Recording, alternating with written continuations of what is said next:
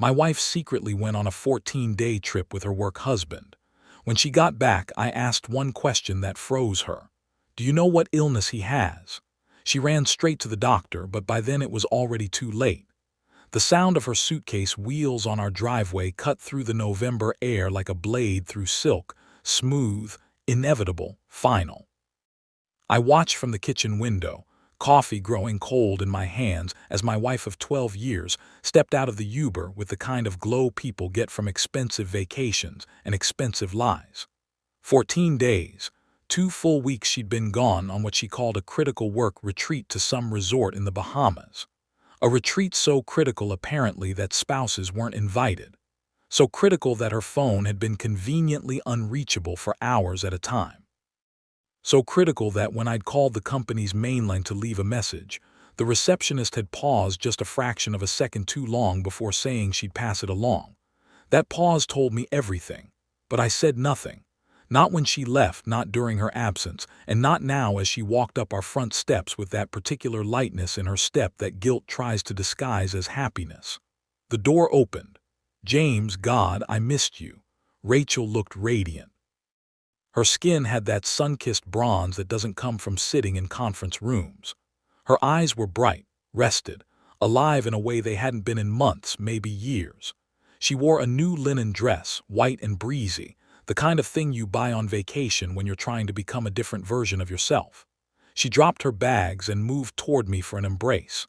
I hugged her back, felt her arms around me, smelled the unfamiliar perfume mixing with sunscreen and something else. Something that made my stomach turn. How was it? I asked, keeping my voice level, almost disinterested. Exhausting, she said, pulling back with a performative sigh. Back-to-back sessions, networking dinners every night. I barely had time to breathe, but productive, really productive. I nodded slowly, took a sip of cold coffee, watched her watching me. She was good. I'd give her that. 12 years of marriage had taught her how to read my moods, how to calibrate her lies to match my temperature. But she didn't know what I knew. Couldn't know that I'd spent the last 14 days becoming a different person myself.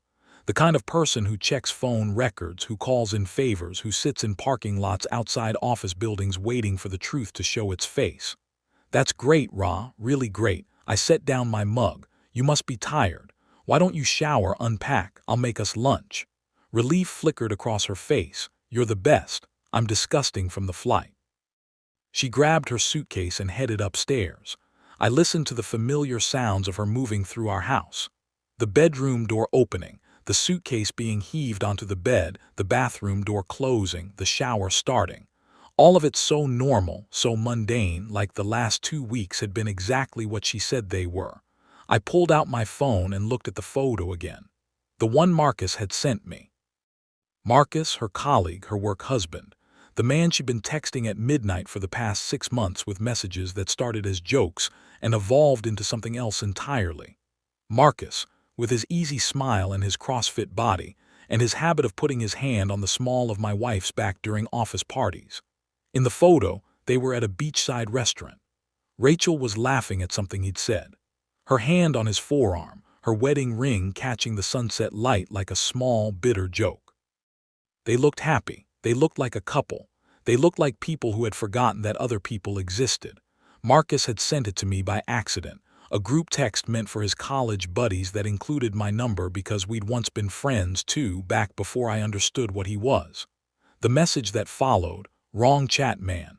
Sorry," came 3 minutes later, long enough for me to screenshot everything, long enough for the truth to burn itself into my retinas. I deleted the photo and put my phone away. Upstairs, the shower stopped. I heard Rachel humming, actually humming as she dried off as she wrapped herself in the towel I'd washed and folded last Tuesday while she was taking sunset walks with someone else. 40 minutes later, she came downstairs in yoga pants in one of my old college sweatshirts.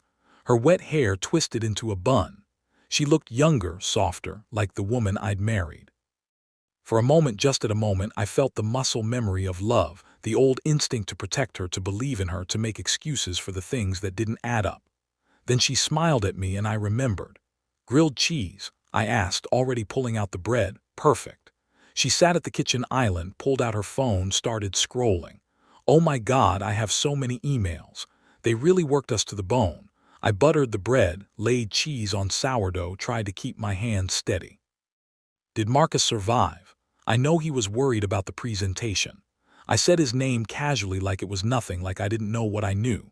Rachel glanced up, and for just a fraction of a second something flickered in her eyes. Fear, guilt, recognition that we were about to cross into territory we couldn't come back from. Marcus, she said, and her voice was almost perfect. Almost. Yeah, he did great. You know him. Always prepared. I do know him, I agreed, flipping the sandwich. That's why I was surprised when I found out. Found out what? She was still scrolling, but her thumb had stopped moving. This was the moment, the cliff edge, the point where our marriage would either bend or break. I plated her sandwich, cut it diagonally the way she liked, set it in front of her with a napkin and a pickle spear. Then I leaned against the counter, crossed my arms, and asked the question I'd been rehearsing for 6 days. Do you know what illness he has? The color drained from her face like water from a tub. The phone slipped from her hand, clattered on the marble countertop. Her mouth opened, closed, opened again. She looked at me like I'd just spoken in a foreign language, like the words needed time to translate into something her brain could process. What? It came out as barely a whisper. Marcus, I kept my voice calm, almost clinical. The illness. I'm assuming he told you, given how much time you spent together these past 2 weeks. Her hand went to her throat, an unconscious gesture of panic. James, I don't. What are you talking about? It's serious, Rachel, the kind of thing that doesn't go away. The kind of thing that spreads if you're not careful. I let that hang in the air between us, watched it sink in.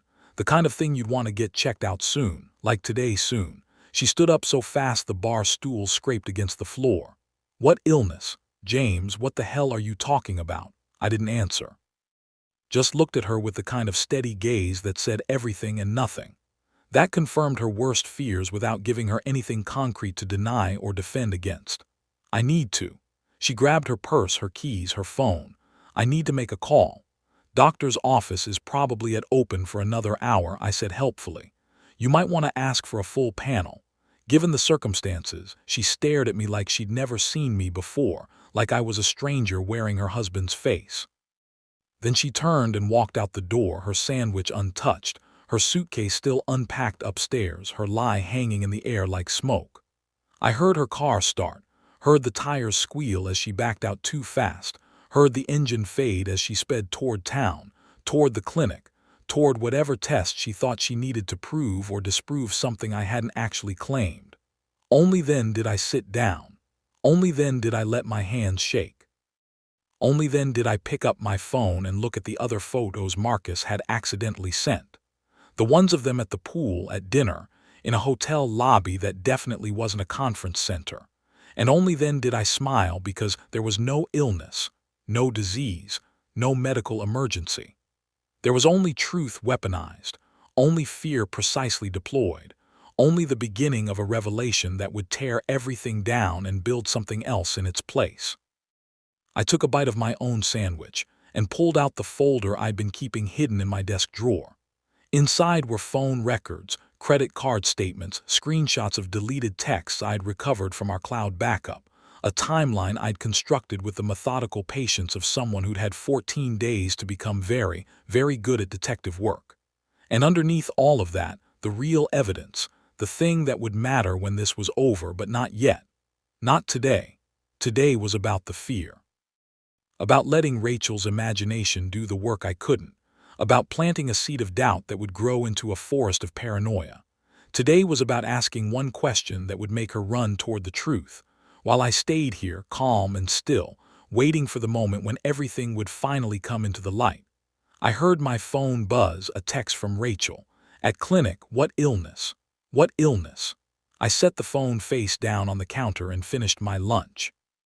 Outside, November rain began to fall, washing the driveway clean of the tracks her suitcase had made. Inside, I sat in the silence of our house, our home that we'd built together, that held 12 years of memories and promises and lies. And I waited, because this wasn't about revenge. Not really. This was about justice, about truth, about the moment when someone who thought they'd gotten away with something realizes that the ground beneath them has been slowly, carefully, methodically removed, and all that's left is the fall. My phone buzzed again, then it started ringing.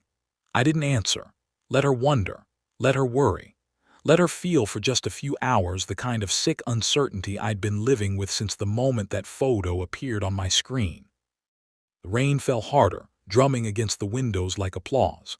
And I sat in my kitchen in my house in my life that was about to become something entirely different. And I waited for Act Two to begin. The rain had turned into a proper storm by the time Rachel's car pulled back into the driveway. 3 hours had passed.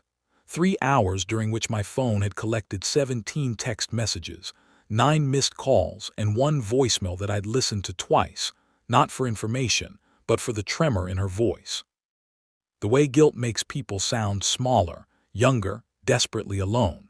I was in the living room when she came in, reading a book I wasn't actually reading, turning pages at intervals that suggested casual afternoon leisure rather than calculated psychological warfare. The lamp beside me cast warm light across the room, made everything look soft and safe and normal. A perfect stage for the performance we were about to give. She stood in the doorway soaked through despite the short walk from car to house. Her hair hung in wet ropes around her face. Her eyes were red, from crying or rain I couldn't tell, maybe both. She looked fragile in a way that would have broken me a week ago. They ran every test they had, she said, her voice hollow. Blood work, cultures, everything. They couldn't find anything wrong with me. I looked up from my book, marked my place with a finger. That's good news, is it? She took a step into the room. James, what illness? What were you talking about? I set the book aside slowly, deliberately, let the silence stretch between us like a rubber band pulled to its breaking point. I think you should sit down, Rachel. I don't want to sit down. I want you to tell me what the hell is going on. Sit down. Something in my tone made her obey. She sank onto the couch across from me, pulling her wet cardigan tight around her body like armor. Water dripped from her clothes onto our hardwood floors, making small dark circles that spread and disappeared. There's no illness, I said quietly.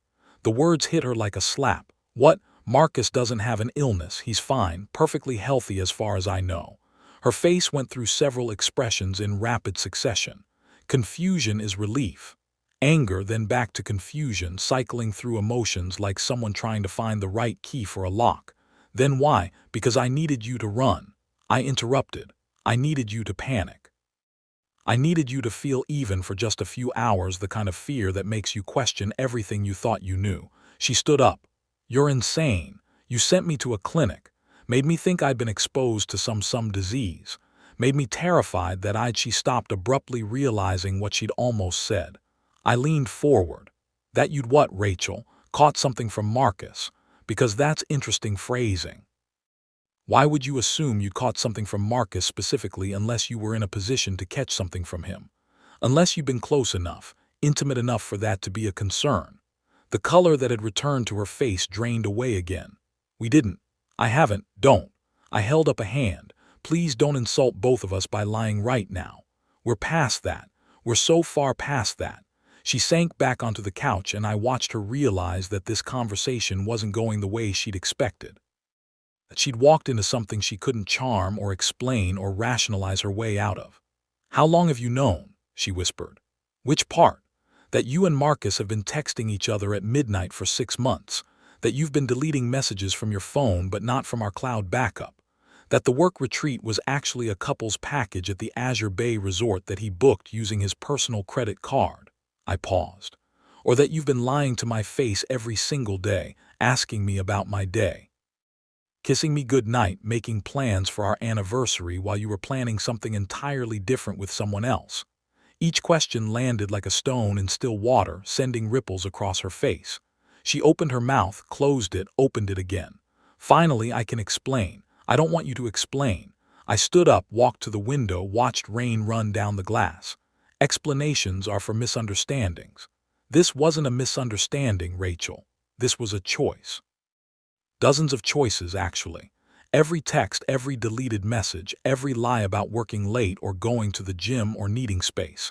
Every single one was a choice you made to betray me. It wasn't supposed to happen like this. Her voice was small, breaking. It evolved. We were friends. We worked together every day. And he understood things about me what I turned from the window that I didn't understand that I failed to provide. Go ahead, Rachel. Tell me how this is somehow my fault. That's not what I meant. Then what did you mean?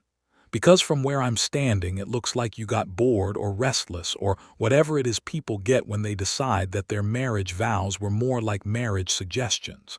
And instead of talking to me, instead of fighting for us, I gestured vaguely toward her, toward the space where our marriage used to be. You just found someone easier. She was crying now, proper tears streaming down her face mixing with the rainwater. I'm sorry, God, James, I'm so sorry. It was stupid and selfish and I never meant to hurt you. But you did hurt me. You are hurting me. Every second you sit there trying to make yourself feel better with apologies that don't mean anything, you're hurting me. I walked to the bookshelf where I had hidden the folder, pulled it out, set it on the high table between us with a sound like a judge's gavel. This is 6 months of evidence. Phone records, credit card statements, security footage from the office parking garage showing you leaving together at midnight on dates when you told me you were working late. Screenshots of texts where you called him baby and where he told you what he wanted to do to you when you were finally alone. Rachel stared at the folder like it was a bomb. You've been spying on me. I've been protecting myself. I corrected. There's a difference. You created this situation and I responded to it. Don't try to make me the villain in your story. She reached for the folder with a shaking hand, opened it, started flipping through pages. I watched her face as she saw it all laid out, the evidence of her betrayal organized chronologically, highlighted, annotated. I'd spent 14 days building this case with the thoroughness of a prosecutor preparing for trial. What are you going to do with this? She asked finally. That depends on what? On whether you're capable of telling me the truth. The whole truth, not the edited version you have been rehearsing on the drive home, not the sanitized story where you minimize what happened and maximize my supposed failures as a husband. The actual complete truth about you and Marcus. She closed the folder, pressed her palms against it like she could somehow erase what was inside. We slept together.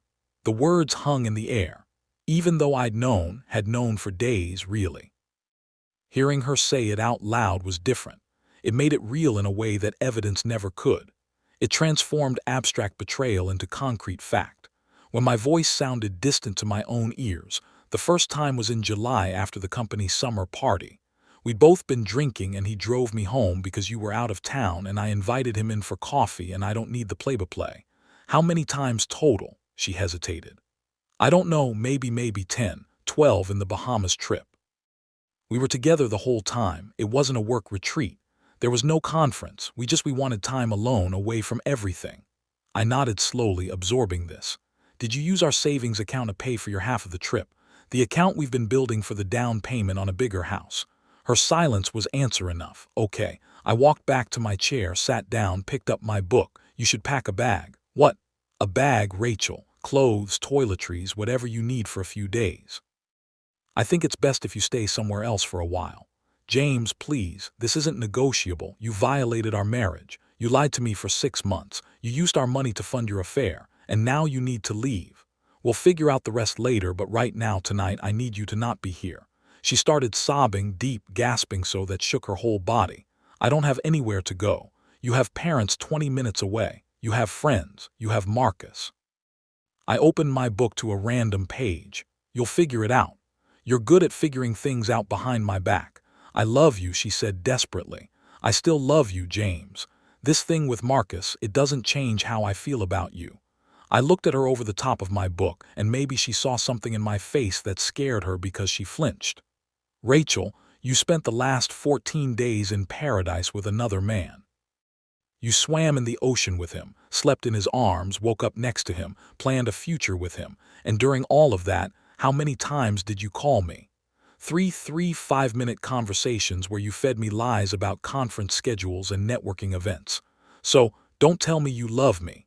Don't cheapen that word more than you already have. She sat there for another minute, maybe hoping I'd change my mind.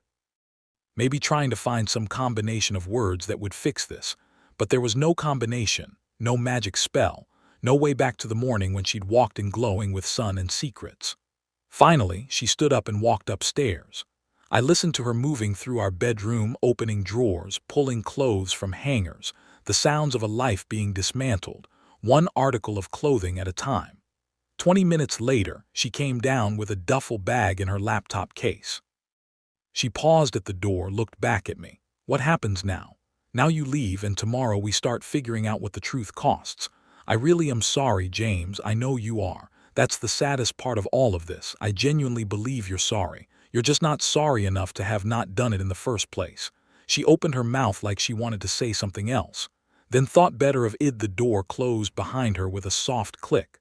Her car started. The engine faded into the distance. And then I was alone. I set down the book I hadn't been reading and walked to the window. The storm had passed, leaving everything wet and clean and new. The street lights reflected in puddles, making the world look like it was floating. My phone buzzed. A text from Rachel. I'm at my parents'. Please don't hate me. I turned the phone face down and went to the kitchen, opened the fridge. Pulled out the leftover grilled cheese from lunch, ate it cold, standing over the sink. It tasted like nothing.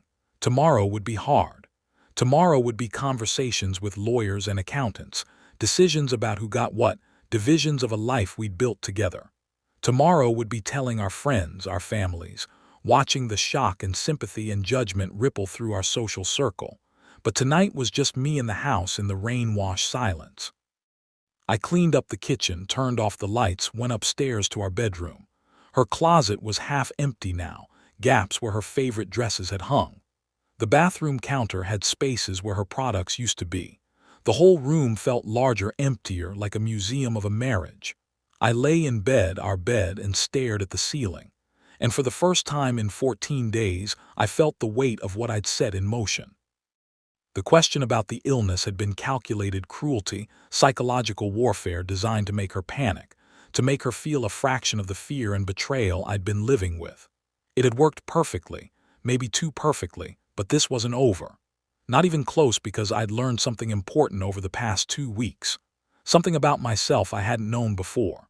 I was very, very good at patience, at planning, at playing a long game that no one else could see until it was too late.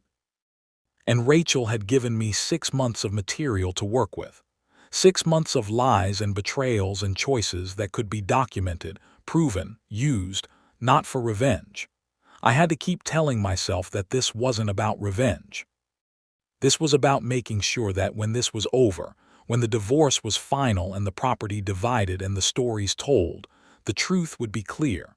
Not her version of the truth, where she'd somehow paint herself as the victim of a distant husband. Not Marcus' version, where he was just a nice guy who fell in love with someone who happened to be married. The actual truth, clean and sharp and undeniable. I closed my eyes and thought about the folder, about the evidence I'd gathered, about the pieces I'd carefully arranged. But there was more, so much more that she didn't know yet. Information I'd uncovered that would change everything. My phone buzzed again. Another text from Rachel, then another. I could imagine what they said. More apologies, more explanations, more attempts to manage the narrative. I didn't look. Not tonight. Tonight was for sleeping in a bed that felt too big, in a house that felt too quiet, in a life that would never be the same. Tomorrow we'd start the next phase. Tomorrow she'd learn what that question about the illness really meant. Tomorrow the truth would continue its slow, inevitable march into the light. But for now I just lay there in the dark, listening to the sound of my own breathing, feeling the weight of my wedding ring on my finger, wondering when exactly I'd take it off. Not yet. Not until this was finished. The ring was evidence too, in its way. Evidence of promises made and broken, of a contract violated, of trust weaponized and destroyed. I twisted it around my finger in the darkness, feeling the familiar groove it had worn into my skin over 12 years. Soon, I thought. Soon. Outside, a car passed, its headlights sweeping across the ceiling. Then darkness again. Then silence. And in that silence I began planning tomorrow. Morning came too early and too bright. Sunlight streaming through windows I'd forgotten to close, turning our bedroom into a gallery of empty spaces. I woke disoriented, reaching automatically for Rachel before remembering. The sheets on her side were cold, undisturbed, accusatory in their smoothness. I lay there for a moment, taking inventory of how I felt. Angry, yes, hurt, definitely. But underneath those expected emotions was something else, something clearer and colder. Purpose. The kind of focused determination you get when you stop hopping things will fix themselves, and start accepting that you're going to have to break them further before anything can heal. My phone showed 8 missed calls and 14 new messages, all from Rachel, except for one from a number I didn't recognize. I ignored them all and went downstairs to make coffee, moving through the morning routine with mechanical precision. Everything felt different now. The kitchen where I'd made her breakfast 1,000 times, the living room where we'd watch movies, the doorway where she'd stood dripping rainwater. And lies, just 12 hours ago, the coffee was brewing when my phone rang again. This time it was a number I recognized. David Chen, my best friend since college, calling at 7:30 on a Sunday morning, which meant Rachel had already started working her side of the story. "You've talked to her," I said instead of hello. "Jesus Christ, James," she called me at midnight sobbing. "Said you kicked her out, accused her of some affair, that you'd completely lost it." David's voice was careful, walking the tightrope of friendship. "I told her I needed to hear your side before it's not an affair," I interrupted. "An affair implies secrecy and shame. What Rachel had with Marcus was more like a parallel relationship. 6 months, David. 6 months of texts and late nights in a TUI vacation together while I thought she was at a work conference. Silence on the other end. Then, yeah. Do you have proof? Because she's telling everyone you're paranoid that you've been accusing her of things based on I have a 60-page dossier of proof. Phone records, credit card statements, hotel reservations, security footage, text messages she thought she'd deleted. I have a photo of them at a beachside restaurant in the Bahamas on a date when she was supposedly in a conference room in Orlando. I have receipts for romantic dinners charged to our joint account that she told me were client meetings. I poured coffee, watched it steam. I have enough proof to convince a jury. David, I definitely have enough to convince our friends." Another pause. "What do you need?" And that's why David had been my best friend for 15 years. No judgment. No wasted sympathy, just straight to the practical question. "I need you to not take sides publicly yet. Let her tell her story. Let Marcus tell his. Let them think they're controlling the narrative. Why? Because people always tell more trust when they think they're getting away with lies. And I need to know exactly what story they're selling before I show everyone the receipts. This is David. Stop. This is really calculated, man. Are you okay?" "No," I said honestly. "I'm not okay. My wife spent the last 6 months building a life with someone else while I was here being faithful and trusting and stupid. But I will be okay eventually. And when I am, I want to be able to look back and know I handled this the right way. Not the angry way, not the revenge way, the right way." "The right way," David repeated slowly. "In what way is that?" "The way where everyone knows exactly what happened. Where she can't rewrite history or play the victim. Where our friends and family understand that I didn't give up on our marriage. She did. Where if our kids ask about this someday, you don't have kids. Not yet. But we were trying." I took a sip of coffee, felt it burn. "She was on fertility treatments. David, we've been trying for a year. All those doctor's appointments, all those hopes and disappointments, and the whole time she was sleeping with Marcus." I heard him breathe out slowly. That's really dark, James. Truth usually is." We talked for a few more minutes about logistics. He'd come by later. We'd go through everything. He'd help me think through next steps. When we hung up, I felt marginally more human. One friend who knew the truth. One person who wouldn't look at me with pity or suspicion. My phone buzzed. "Rachel again. Can we please talk? I know you're angry, but we need to discuss this like adults." I almost laughed, like adults. As if she hadn't spent half a year acting like a teenager sneaking around behind her parents' back, but she was right about one thing. We did need to talk, not for her reasons, for mine. I texted back, "Come by at 2 p.m., bring Marcus." The 3 dots appeared immediately, disappeared, appeared again. Then why would I bring Marcus? Because this involves him, because I want everyone at the table, because I'm done in with separate conversations and managed truths. 2 p.m. both of you. The dots appeared and disappeared several more times before she finally replied, "Okay." I spent the morning preparing. Not emotionally. There was no preparing for that.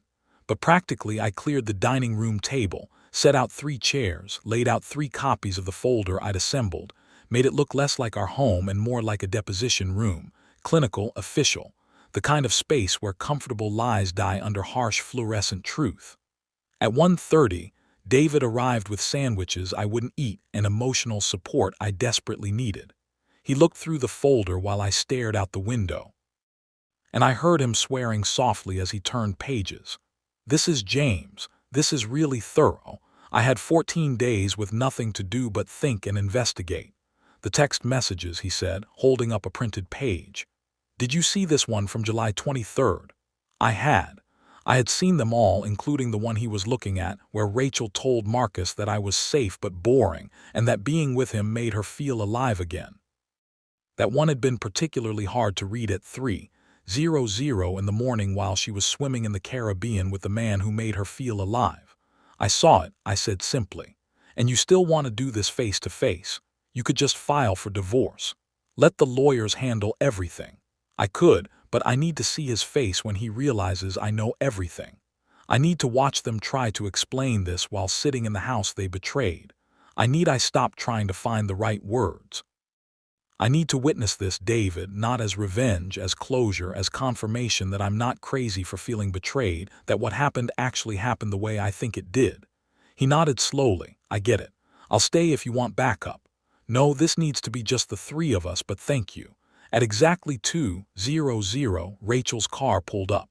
She sat in the driver's seat for a long moment before getting out. "No, Marcus." She walked to the door alone, knocked softly even though she still had her keys, waited for me to let her in like a guest in her own home. She looked terrible. Red eyes, no makeup, hair pulled back in a messy ponytail. Part of me, the part that had loved her for 12 years, wanted to comfort her. The rest of me remembered why she looked this way. "He's not coming," she said before I could ask. "Marcus, he said this is between us, that he doesn't want to get in the middle of our marriage." I almost smiled at that. That's convenient. Getting in the middle of our marriage was fine when it involved Caribbean vacations and midnight texts, but now that there's consequences, he's suddenly principled on about boundaries. "He's scared," Rachel said quietly. "You have to understand, James. He never meant for this to I don't have to understand anything about what Marcus meant or didn't mean. But fine, he's not here. We'll do this with just us." I gestured to the dining room. "Sit." She saw the folders laid out on the table and went pale. "What is all this?" "Sit down." She sat. I took the chair across from her, the table between us like a demilitarized zone. For a moment we just looked at each other. Husband and wife, stranger and stranger. "Before we start," I said, "I need you to understand something. Everything I'm about to show you, everything I know, I discovered on my own. I didn't hire a private investigator. I didn't hack your accounts. I just paid attention. I checked the phone records we both have access to. I looked at credit card statements for accounts we jointly own. I recovered texts from cloud backups we both use. Everything was right there. Rachel, you just assumed I'd never look." She was crying again, silent tears tracking down her face. "I'm so sorry." "Stop apologizing and start explaining. Start with July, the company summer party. You told me you got a ride home with Sarah from accounting. I lied. I know you lied. I want to hear you say what actually happened. I want to hear you tell the truth for once." She took a shaky breath. "Marcus drove me home. We'd been flirting for weeks, maybe months. Nothing physical, just there was this tension between us. And that night we'd both been drinking and he drove me home and I invited him in. I told myself it was just coffee, just a nightcap, but I knew somewhere deep down I knew what I was inviting. Go on. We kissed in the kitchen, right there where you make me breakfast. And then we went upstairs to our bedroom, to our bed." She was sobbing now, the words coming in gasps. "Afterwards, I told myself it was a mistake, that it would never happen again. But then he texted me the next day and we met for lunch. And it kept happening once a week, sometimes more. Hotels mostly. Sometimes his apartment when his roommate was traveling, using money from our joint account. Yes. Money we were saving for a house. Yes. Money we were saving for the family we were trying to start. She flinched like I'd struck her. Yes. I opened the first folder, slid it across the table to her. This is every text message between you and Marcus for the past 6 months. I've highlighted the ones where you discuss me, the ones where you complained about our marriage, the ones where you planned your future together. She looked at the folder like it might bite her. I can't read these. Yes, you can, because I had to read them. I had to sit in this house alone while you were in the Bahamas and read every single message where you told another man things you should have told me, where you shared intimacies with him that belonged to our marriage, where you built a whole separate relationship while I was here trusting you. James, please read it. All of it. I want you to see what you did from the outside. I want you to understand that this wasn't a mistake or a moment of weakness. This was a sustained campaign of deception. This was you choosing over and over again to betray me. She opened the folder with shaking hands, started reading. I watched her face cycle through emotions, shame, regret, recognition, horror. Watched her see herself through my eyes, see her betrayal documented and highlighted and undeniable. There's more, I said when she was halfway through. I slid her the second folder. Credit card statements, hotel reservations, restaurant receipts, a financial record of your affair, paid for with our money. She looked at the numbers, the dates, the paper trail of her lies.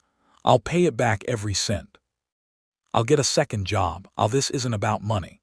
I pulled the third folder toward me, didn't open it yet. This is about truth, about making sure that when this is over, when we're divorced and divided and dealing with the wreckage, the record is clear.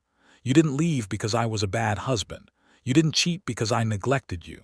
You made choices, Rachel, conscious, deliberate choices to long and betray and destroy what we built. I know, she whispered. I know what I did, do you?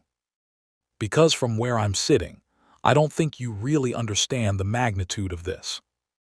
You violated our marriage vows. You exposed me to health risks without my consent. You stole from our savings. You lied to our friends and family. You made me doubt my own sanity when I started suspecting something was wrong. You gaslit me, Rachel, for 6 months. You made me feel crazy for noticing that something was off. She was sobbing now, her whole body shaking. What do you want from me? I've apologized. I've admitted everything. What more can I do? I opened the third folder. Inside was a single document. A printout of an email Marcus had sent to a mutual friend dated 3 weeks ago, detailing his relationship with my wife and his plans for their future together. Plans that included her leaving me, moving in with him, starting a life together. Plans she'd apparently agreed to. Did you tell him you'd leave me? I asked quietly. She looked at the email and something in her face crumpled. We talked about it. We fantasized about it. But I was never going to actually accept. You were in the Bahamas with him for 2 weeks, Rachel. 2 weeks that you could have used to tell me the truth, to end our marriage honestly, to give me the dignity of a choice. Instead, you came home, kissed me, told me you missed me, and acted like everything was normal. I was confused. I didn't know what I wanted. You knew exactly what you wanted. You wanted both. You wanted the security and history and home we'd built together. And you wanted the excitement and passion of something new. You wanted to have your cake and it, too. The vulgarity made her flinch, but I didn't care. The problem is that's not how life works. That's not how marriage works. You don't get to destroy something and then be surprised when it breaks. She sat there surrounded by evidence of her betrayal, looking smaller and younger than I'd ever seen her. What happens now? I pulled out one more document from my jacket pocket, a petition for divorce that my lawyer had drawn up yesterday. I slid it across the table. You're going to sign this. It's a no-fault divorce, which is more generous than you deserve, but I'm not interested in dragging this through courts. It splits our assets 50-50, which again is more than fair given that you stole from our savings to fund your affair. It includes a statement that you acknowledge the infidelity and waive any claim to alimony or spousal support. She stared at the document.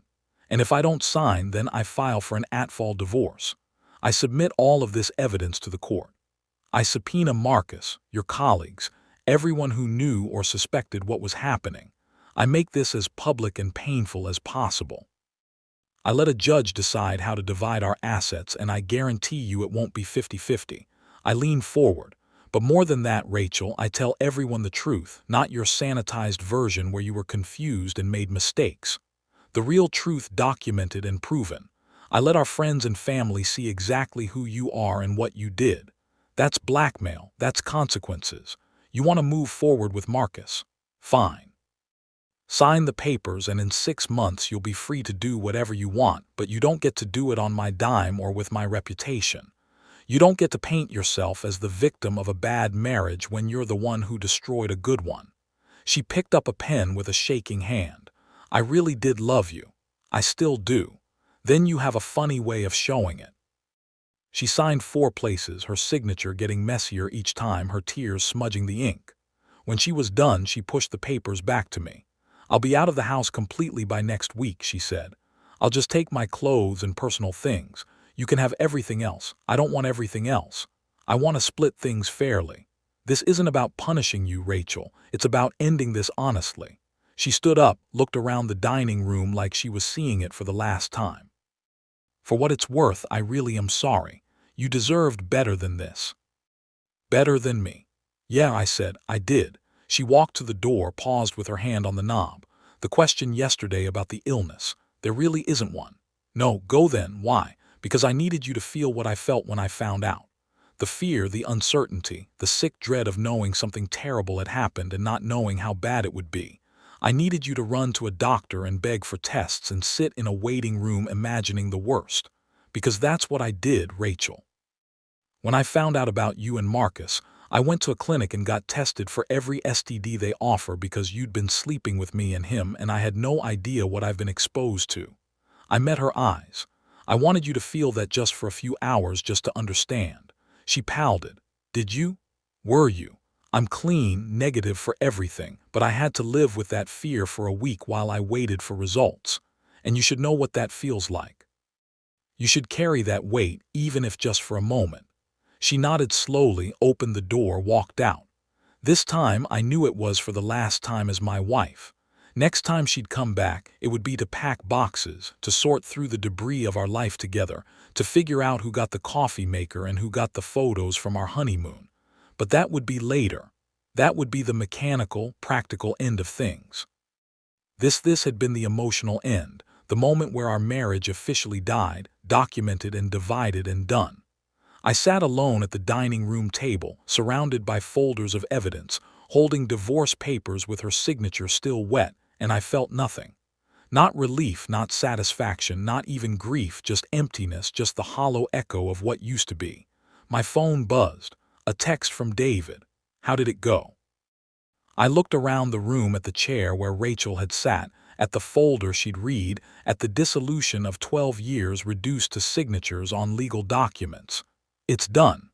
I typed back phase 1 complete, because this wasn't over. Not really. The divorce papers were signed, yes, but there was still so much more she didn't know. Still so much more that would come to light in the days and weeks ahead. Still the truth I hadn't told her yet. The biggest truth of all. But not today. Today had been about confrontation and confession. Tomorrow would be about revelation. I gathered up the folders, locked the signed divorce petition in my desk, and went upstairs to bed. The house felt different now. Not mine, not ours, just a space where 2 people used to live before one of them burned it all down. I lay in bed and stared at the ceiling and waited for sleep that wouldn't come. And in the silence, I thought about tomorrow and what came next and the final piece of the puzzle that Rachel didn't even know existed yet. Soon, I thought soon she'll understand the real cost of what she's done. But not yet, not tonight. Tonight was for endings. Tomorrow would be for the truth. 3 days after Rachel signed into the divorce papers, Marcus finally called me. I was in my home office, our former shared space, now just mine, sorting through tax documents and trying to figure out how to divide a life when his name appeared on my phone screen. I let it ring 4 times before answering. Each ring a small assertion of control. James, his voice was cautious. Overly friendly in that way people get when they know they've done something unforgivable and are trying to pretend they haven't. Hey man, I've been meaning to reach out. Have you? I kept my voice flat, made it a statement instead of a question. Yeah, listen. I just wanted to, Rachel told me you guys are getting divorced and I wanted to say I'm sorry. You know, that really sucks. Marriage is hard. I almost admired the audacity of it, calling me to offer sympathy for the marriage he'd helped destroy, speaking about it like it was some natural disaster rather than a deliberate demolition. Is that why you called Marcus to tell me marriage is hard? A pause. I called because I think we should talk in person, clear the air. You know, we used to be friends. We were never friends. We were friendly. There's a difference. Friends don't sleep with each other's wives. Another pause, longer this time. Look, I know you're angry. I'm not angry. And as I said it, I realized it was true. The rage that had consumed me for weeks had burned itself out, leaving something colder and clearer in its place. Anger implies I'm still surprised by what happened. I'm past that now. Then why won't you meet with me? Let me explain. Explain what? The mechanics of how you seduced my wife. The rationale for why 6 months of lying was justified. The philosophy behind booking a romantic vacation with someone else's spouse. I spun my chair to face the window, watched a cardinal land on the fence outside. I already know the story, Marcus. Rachel told me everything. She told you her version. I think you should hear mine. Why would your version be any different? Because there are things she doesn't know. Things about why I am. He stopped abruptly. Just meet me. One coffee, that's all I'm asking. Something in his tone caught my attention. A thread of desperation, of calculation. He wanted something specific from this meeting. Needed to control some aspect of the narrative that Rachel hadn't given him access to. Fine, I said. Tomorrow, Java House on Main Street, 9:00 a.m. Thank you. Really, James, I appreciate. I hung up before he could finish. Appreciation from the man who'd betrayed me wasn't currency I was interested in accepting. That night I lay in bed, the same bed where this had all started, where Rachel had brought her lies and her guilt and her betrayal, and thought about what Marcus might want. What information he was scared I had or desperate to share or hoping to learn.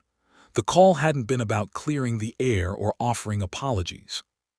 It had been reconnaissance, a way to gauge what I knew, what Rachel had told me, where the fault lines in their story might be, which meant there were fault lines, which meant the story I'd heard from Rachel wasn't complete. I fell asleep thinking about what those gaps might contain. The next morning I arrived at Java House 15 minutes early, ordered black coffee I didn't drink, and took a table by the window where I could watch Marcus arrive. Control of space, control of timing, control of the performance. Small things that added up to power. He walked in at exactly 9, dressed in the expensive casual way of men who work in tech. Designer jeans, tasteful sweater. Watch that cost more than most people's monthly rent. He looked tired. Good. He should be tired. He'd spent the last 6 months juggling 2 lives and now one of them had collapsed. James. He extended his hand as he approached. I looked at it, left it hanging there in the air between us, watched him slowly retract it. Sit down, Marcus. He sat, ordered coffee from a passing server, arranged his face into an expression of somber concern. I'm glad you agreed to meet. Let's skip the pretense. You didn't call to apologize or explain. You called because you're worried about something. So tell me what it is and we can both get on with our mornings. He blinked, the mask slipping for just a moment. I'm not worried, I just thought we should clear the air. You already said that on the phone. It wasn't convincing then either. I leaned back, crossed my arms. Rachel signed divorce papers 3 days ago. She's moving in with you next week. You won, Marcus, you got what you wanted. So why do you look like someone who lost? His coffee arrived. He added cream, stirred it, used the ritual to avoid answering. Finally, did Rachel tell you why it started between us? She said you'd been flirting for months, that it escalated at the summer party. That's true, but it's not. He took a breath. James, your marriage was already over when I came into the picture. I felt a flash of heat behind my eyes, the ember of anger reigniting. Our marriage was fine. Was it? Because Rachel told me she'd been unhappy for years. That you were distant, disconnected, that you'd stopped really seeing her. She said she felt invisible in her own life and you believed her. I leaned forward. Or did you just like having permission to pursue a married woman? I believed her because it's true. He met my eyes with something that looked like genuine conviction. I'm not the villain here, James. I fell in love with someone who was already leaving you emotionally. I just gave her somewhere to go. The audacity of it took my breath away. You're rewriting history to make yourself feel better. Rachel and I had problems. Every long-term marriage does, but we were working on them. Or at least I thought we were until I found out she was working on you instead. She said you'd frame it that way, that you'd make her the betrayer when you were the one who checked out of the marriage years ago. I stared at him. This man who'd shared my wife's bed and apparently her revisionist history. Is that what she told you? That I'm the reason for her affair? Not the reason, but part of it. James, I'm not trying to hurt you more than you're already hurt. I'm trying to help you understand that this didn't happen in a vacuum. Rachel didn't wake up one day and decide to destroy her marriage for fun. She was lonely. She was drowning. And you what? Saved her. I laughed. A bitter sound that made the couple at the next table glance over. You're a hero in your own story, Marcus. The knight who rescued the sad, neglected wife from her terrible husband. It's a nice narrative. Clean, simple, makes you feel good about someone else's spouse. He flinched at the language. I didn't plan for this to happen. No one ever does, but it did happen, and you participated in it. And now you're trying to sell me a story where I'm somehow partially responsible for my wife's infidelity. I pulled out my phone, opened the photo album I'd created specifically for this meeting. Let me show you something. I turned the phone to face him. On the screen was a text message thread between Rachel and me dated from May through November. The entire duration of her affair. Messages where I asked about her day, suggested date nights, sent her funny memes, told her I loved her. Messages where she responded with one-word answers, declined invitations, said she was too tired or too busy or too stressed. This is what disconnected looks like in our marriage. Marcus. Me trying and her pulling away, me suggesting therapy and her saying we didn't need it. Me planning a 20th anniversary trip. We got married at 22, so year 12 was big for us, and her saying she couldn't get time off work. I swiped to another screenshot. Except she could get time off work. She just wanted to spend it with you instead. He looked at the messages and something flickered across his face. Doubt maybe, or recognition. Rachel told you what she needed you to hear to make herself the victim. I continued. She painted our marriage as dead so you wouldn't feel guilty about dancing on its grave. But look at those texts, Marcus. Look at me trying and her lying. And tell me again how I'm the one who checked out. People can be lonely even in relationships where the other person is trying, he said. But his voice had lost its certainty. Sometimes trying isn't enough. You're right. Sometimes it's not. But you know what would have been enough? Her telling me the truth, her saying she was unhappy, that we needed to change something, that she was considering leaving. That would have been enough. Instead, she lied and you helped her, and now you're here trying to make me complicit in my own betrayal. He sat down his coffee cup with a clink that sounded too loud. Why did you really agree to meet me? Because I wanted to see if you'd tell me the truth about something. And I leaned forward. Rachel said this started in July at the summer party, but that's not true, is it? His face went very still. What do you mean? I mean, I've seen the phone records, Marcus. Texts between you and her going back to February. Hundreds of them, increasingly intimate, increasingly inappropriate. The July party wasn't the beginning. It was just when the emotional affair became physical. He looked away, jaw clenching. That's semantics. No, it's honesty or the lack of it. You and Rachel have been lying so long you've started believing your own story. The poor lonely wife, the noble other man, the distant husband. But the evidence doesn't support that narrative. The evidence showed two people who actively pursued an affair, who made hundreds of conscious choices to betray a marriage, who lied not just to me but to everyone around them. What do you want from me? He sounded tired, suddenly defeated. An apology, permission for me to admit I'm a terrible person. I want you to stop pretending you're not. I slid a folder across the table, one I'd prepared specifically for him.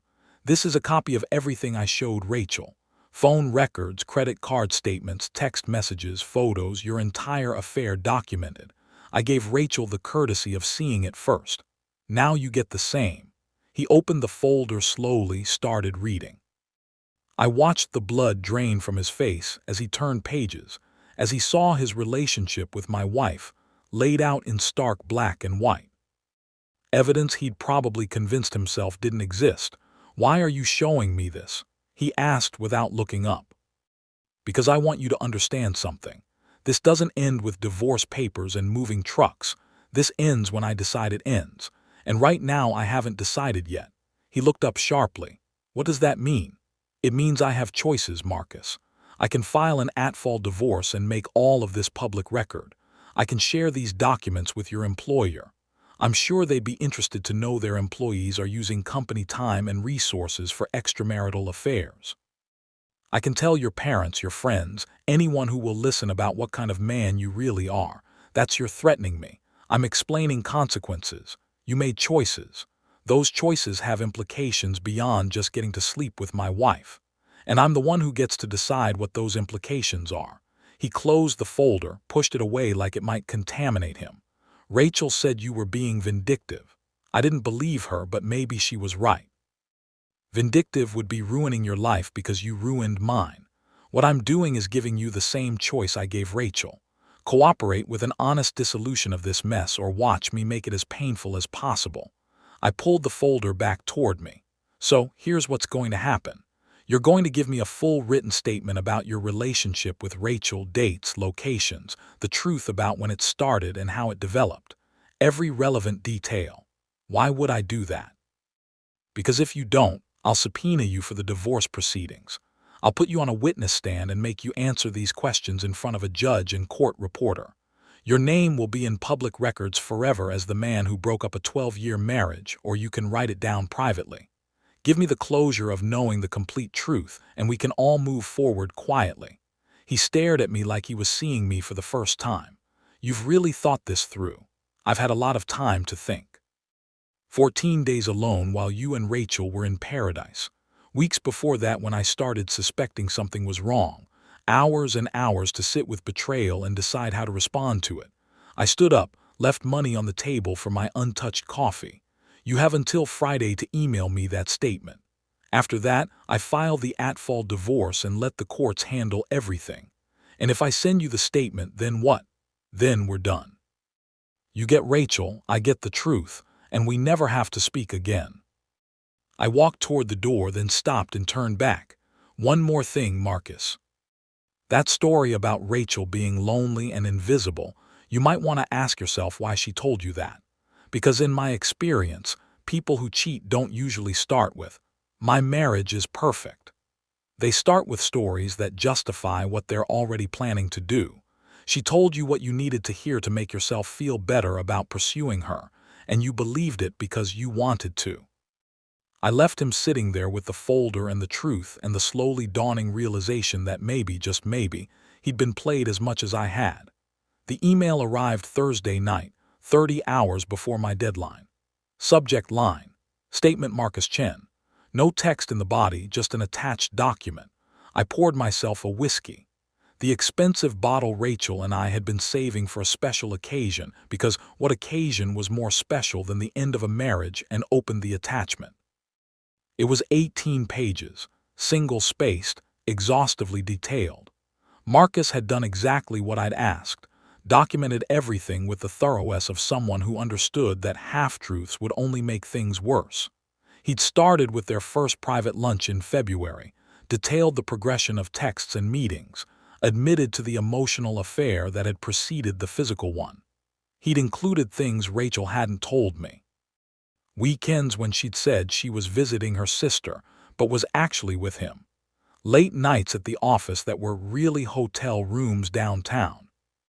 Lies upon lies upon lies, but it was the ending that stopped me cold. I want to be clear about something Marcus had written. Rachel told me your marriage was over. She said you'd grown apart, that divorce was inevitable, that she was just waiting for the right time to tell you. She said you hadn't been intimate in over a year, that you'd stopped trying, that you'd essentially become roommates. I believed her because I wanted to believe her, because it made what we were doing feel less like destruction and more like inevitability. But after meeting with you, after seeing those text messages where you were clearly still trying, still invested in your marriage, I have to acknowledge that I may have been lied to. Not about everything.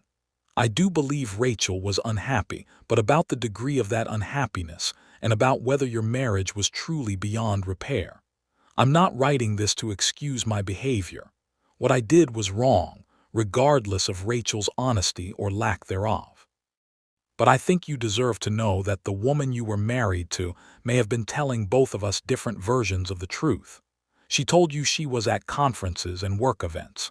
She told me you didn't care where she was. And both stories made sense in isolation. But together, they reveal someone who was managing two narratives simultaneously. I don't know what that means for her, for us, for any of this, but I wanted you to have all the information. Not because I think it changes anything. Your marriage is still over and that's largely my fault. But because you asked for the complete truth and this is part of it. I'm sorry, James, for all of it, but especially for not asking harder questions about what I was really participating in. I wanted to believe I was saving someone. I'm starting to think I was just convenient.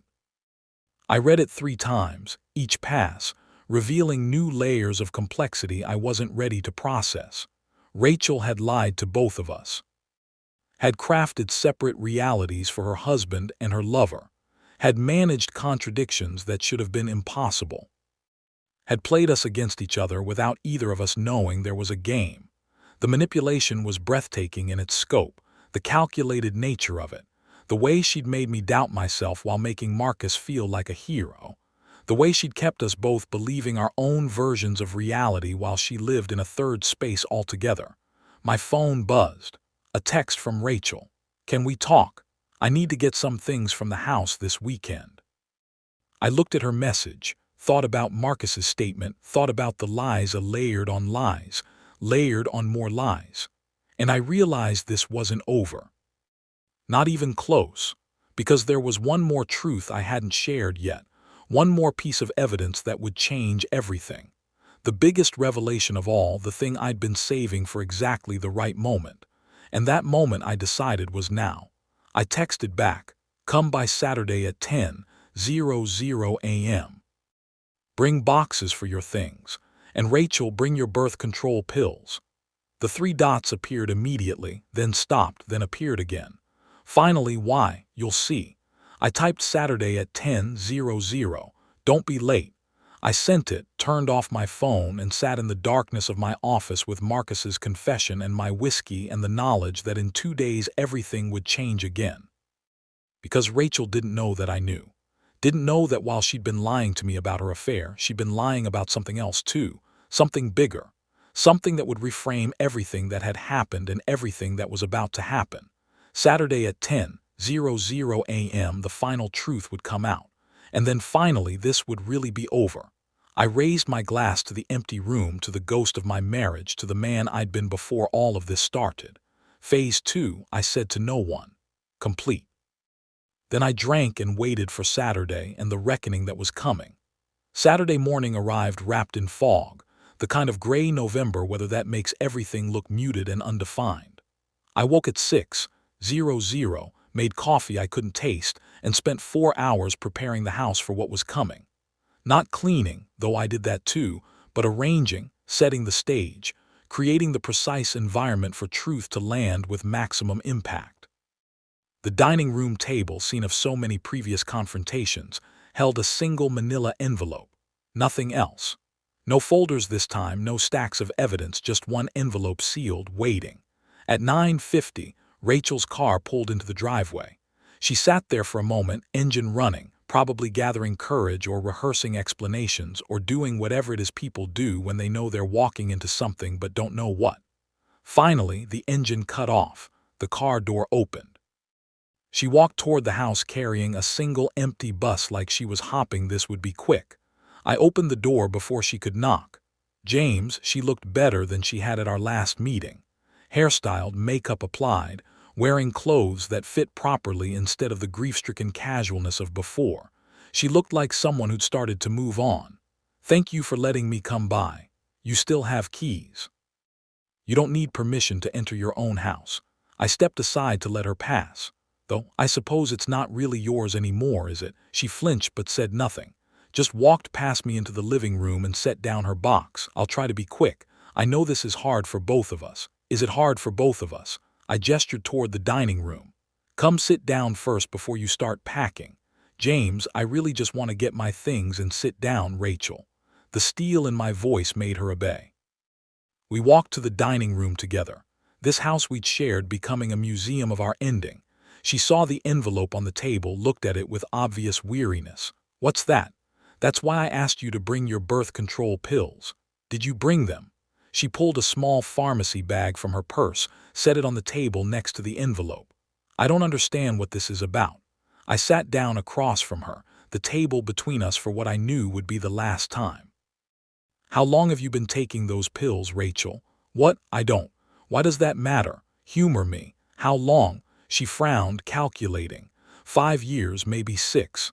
Since we decided to start trying for kids and my doctor recommended I regulate my cycle first. And you've been taking them consistently. Of course, every day, same time. You know that you're the one who's been asking me about getting pregnant for the past year. Her voice took on a defensive edge. Why are we talking about this? I reached across the table and took the pharmacy bag, pulled out the pill packet, examined it slowly, deliberately. These are from Dr. Morrison's office, right? Your gynecologist. Yes, James, what? And she prescribed these to help regulate your cycle so we could conceive. Yes. Rachel was getting agitated now, her fingers drumming against the table. We've been over this 100 times. My hormones were irregular. The pills were supposed to help, but we were having trouble anyway, which is why we were considering fertility treatments. What does this have to do with anything? I set the pills down and slid the envelope across to her. Open it. She stared at the envelope like it might explode. What's in here? The truth. The last piece you don't know that I know. Open it. With shaking hands, she unsealed the envelope and pulled out the contents. Medical records, pharmacy receipts, email exchanges. She stared at the first page and I watched understanding dawn slowly across her face. Watched the color drain from her cheeks as she realized what she was looking at. Where did you get these? Her voice was barely a whisper. I requested copies of your medical records. I'm still listed as your spouse and your emergency contact, which means I have legal access to your healthcare information. HIPPA is complicated that way. You can't hide medical information from a spouse who knows where to look. I leaned back in my chair. Those pills you've been taking, they're not to regulate your cycle, Rachel. They're standard oral contraceptives, birth control, the kind that prevents pregnancy. The kind that makes it impossible to conceive. She was shaking her head, papers trembling in her hands. No, that's Dr. Morrison said these would help us get pregnant. She said Dr. Morrison prescribed them 5 years ago as birth control. You told me she prescribed them to regulate your cycle. That was the first lie. I pointed to the next page in the stack. This is an email exchange between you and Dr. Morrison from 3 months ago. You asked her to continue the prescription. She reminded you that if you were still trying to conceive, you should stop taking them. You told her you'd think about it, but you didn't stop, did you? Rachel was openly crying now, tears streaming down her face, but I felt nothing. No sympathy, no regret. Just the cold satisfaction of watching the last lie crumble. This is an invoice from a pharmacy dated 2 weeks ago while you were in the Bahamas with Marcus. You had your prescription refilled and shipped to his apartment, not ours, his, because you didn't want me to see it. To ask questions about why you were still taking pills that were supposed to help us get pregnant but were actually preventing it. James, please. For a year, Rachel, for an entire year, I thought we were trying to have a baby. I went to fertility appointments. I changed my diet, stopped drinking, took vitamins, did everything the doctor suggested to improve our chances. I held you while you cried about negative pregnancy tests. I reassured you that it would happen, that we just needed to be patient. And the entire time you were taking pills specifically designed to make sure it never happened. She was sobbing now, her whole body shaking. I was going to stop. I was planning to stop. You just what? Needed to make sure you didn't accidentally get pregnant by your husband while you were sleeping with someone else. The words came out like acid. Or were you hopping to get pregnant by Marcus and pass it off as mine? Is that what the Bahamas trip was about? A 2-week window to conceive with him while I was here taking fertility supplements like an idiot? No. God, no, James. It wasn't like that. Then what was it like? Explain to me why you would let me believe we were struggling with infertility when you were actively preventing conception.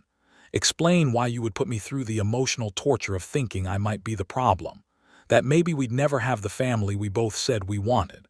Explain why you would lie about something so fundamental, so intimate. So I had to stop, had to breathe, had to resist the urge to scream. Explain it to me, Rachel.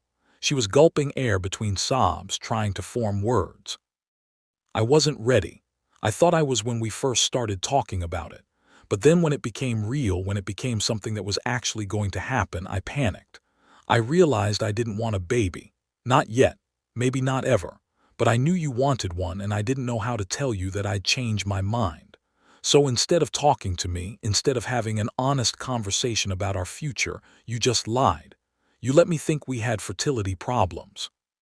You went to doctor's appointments and nodded along while they discussed treatments, all while taking pills that made those treatments impossible. I know how it sounds.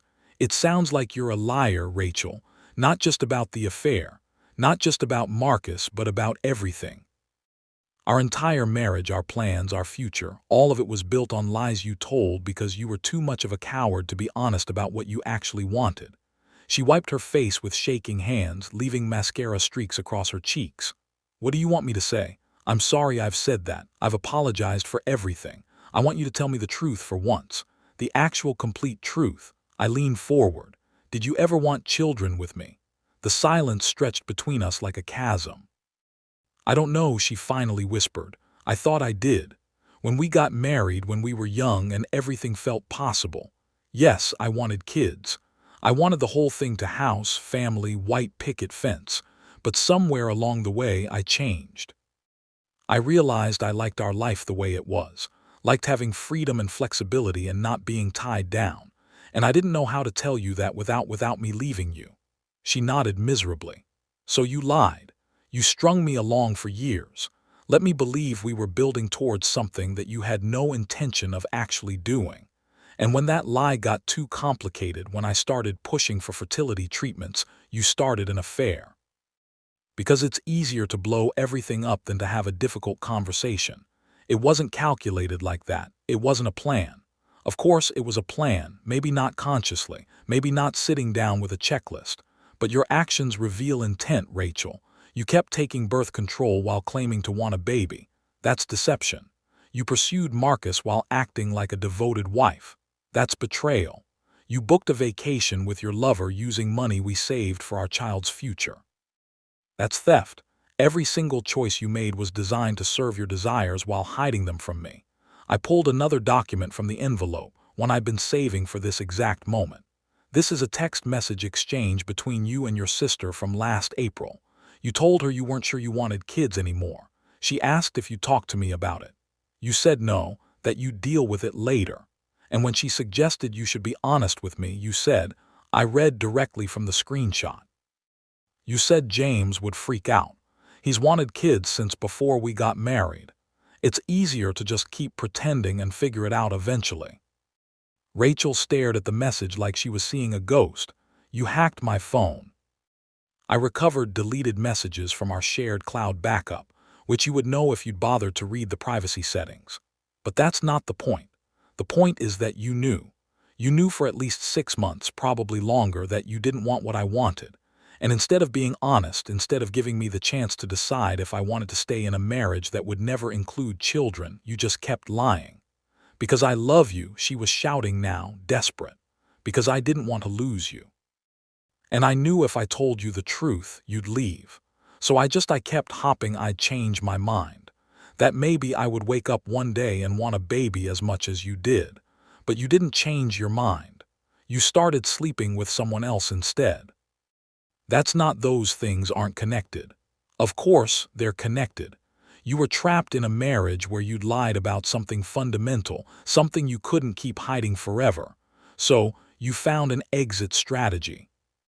You started an affair knowing it would eventually be discovered, knowing it would end things in a way that made me the injured party instead of you, the person who didn't want kids.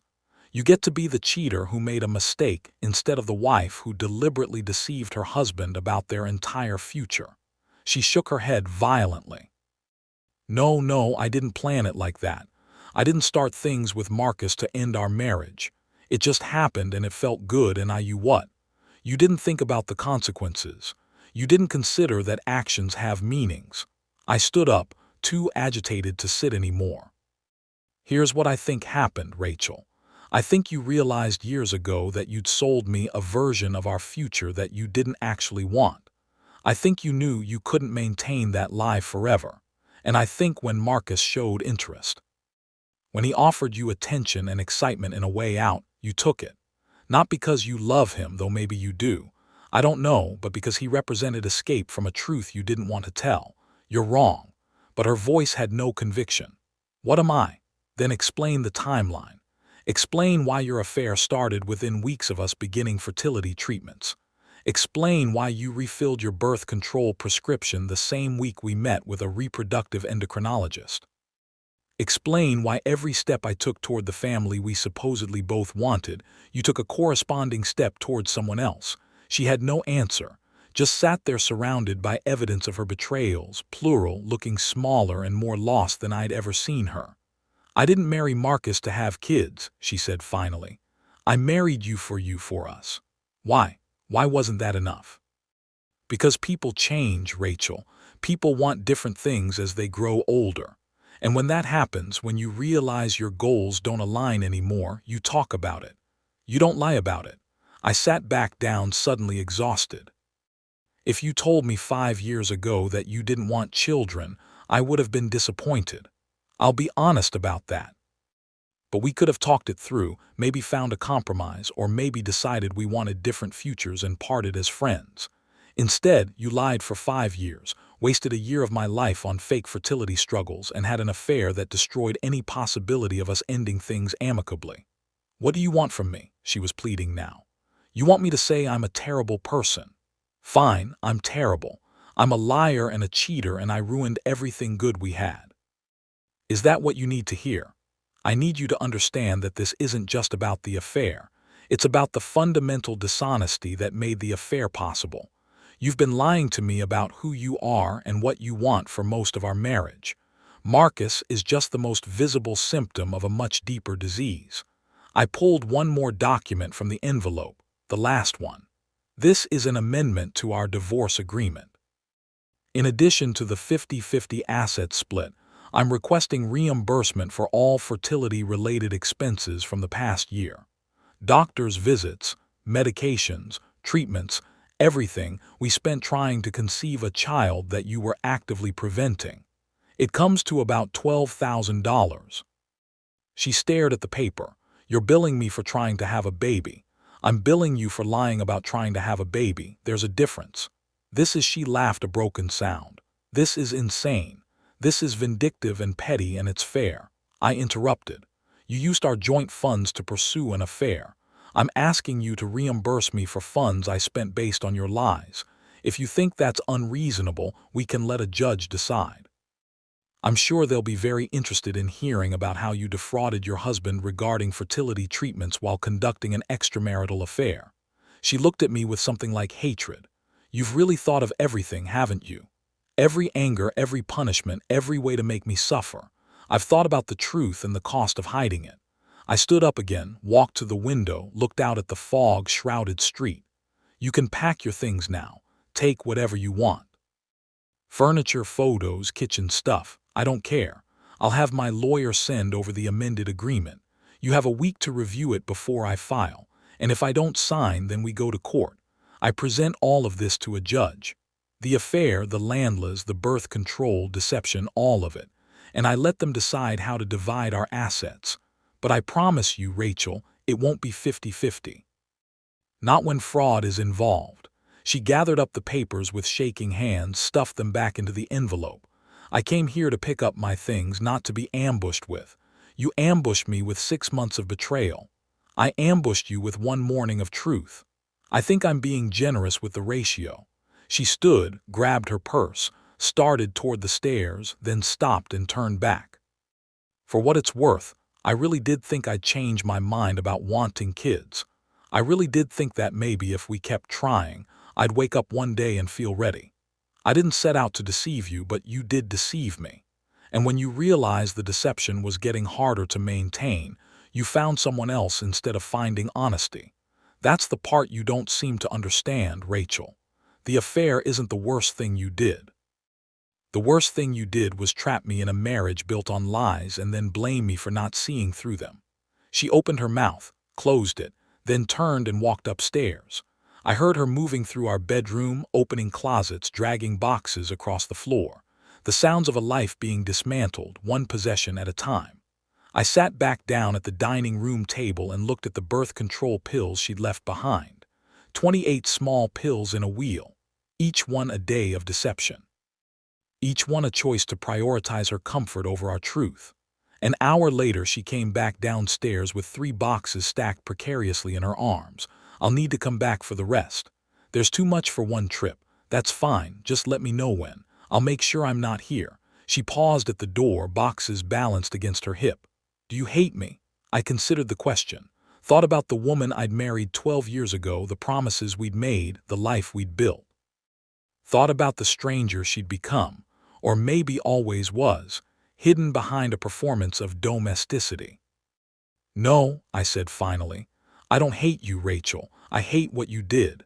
I hate the lies and the betrayal and the cowardice.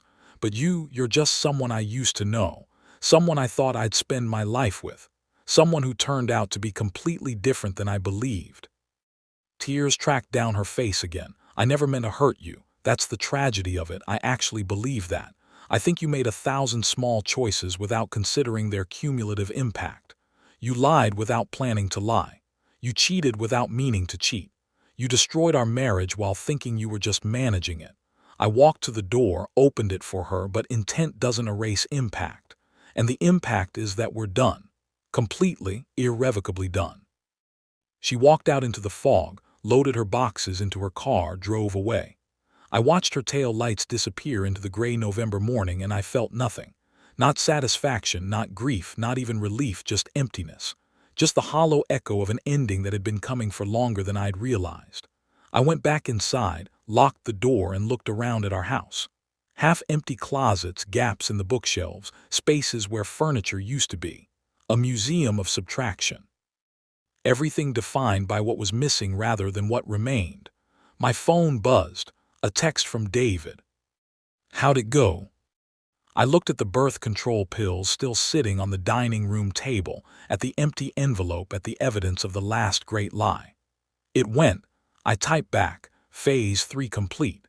Because there was still one more phase, one more revelation, one more truth that needed to come to light before this could really truly be over. But not today. Today was for saluting in the silence of an empty house, for processing the magnitude of deception, for beginning the long, slow work of figuring out who I was when I wasn't someone's husband anymore. Tomorrow, I would start the final phase. Tomorrow, I would take all this evidence, all this truth, all these carefully documented lies, and I would make sure the record was clear. Not for revenge, though I wouldn't pretend that wasn't part of it, but for clarity, for the future. For anyone who asked what happened to James and Rachel's marriage, so they'd know the real story instead of the sanitized version she'd inevitably tell. But for now, I just sat in the dining room of my half-empty house in the fog-wrapped silence of a Saturday morning, and I let myself feel the full weight of what I'd lost and what I'd learned. The woman I'd loved had never really existed. The marriage I'd believed in had been built on lies. The future I'd planned would never happen. But at least now I knew. At least now the truth was out, sharp and clean and undeniable, and that I told myself had to be worth something. It had to be. The fog lifted by afternoon, leaving everything sharp-edged and too bright. I spent the rest of Saturday doing the mindless work of reorganization, moving furniture to fill the gaps Rachel had left, rearranging books on shelves, trying to make the house look less like a crime scene and more like a home that belonged to one person instead of two. Around 3, my phone started buzzing. Text messages rapid fire from numbers both familiar and forgotten. From Sarah, Rachel's coworker.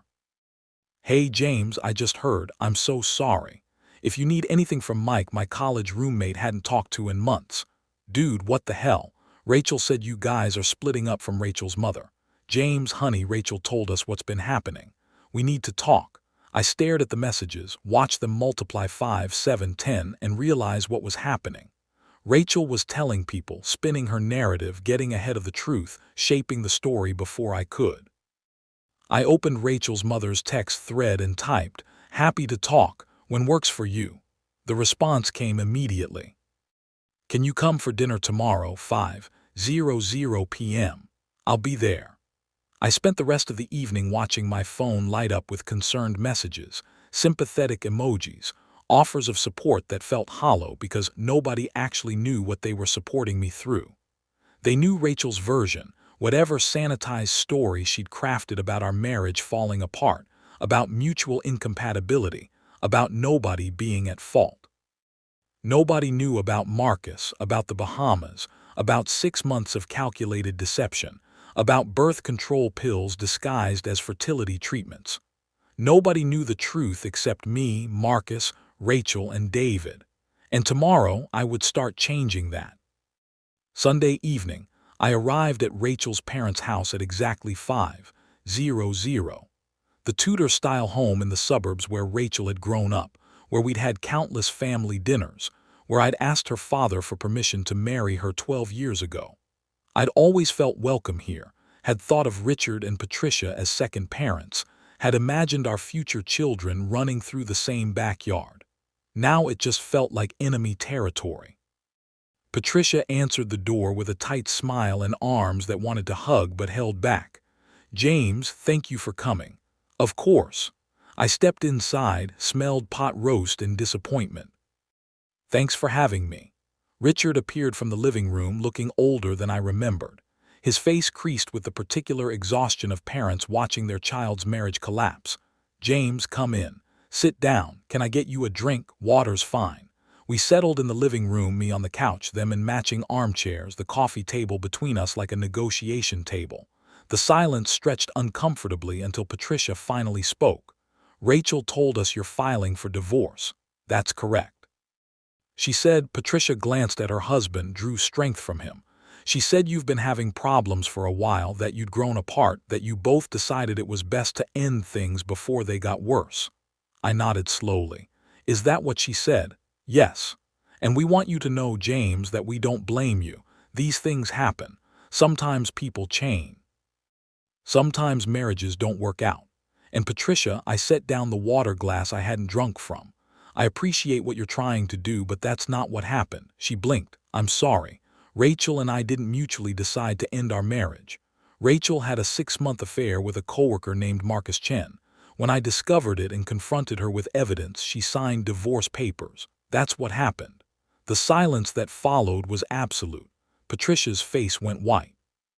Richard's jaw clenched so hard I could hear his teeth grind. "That's not," Patricia started. "Rachel said there was no one else. She said you were both just unhappy." I pulled out my phone, opened the photo album I'd prepared for exactly this conversation.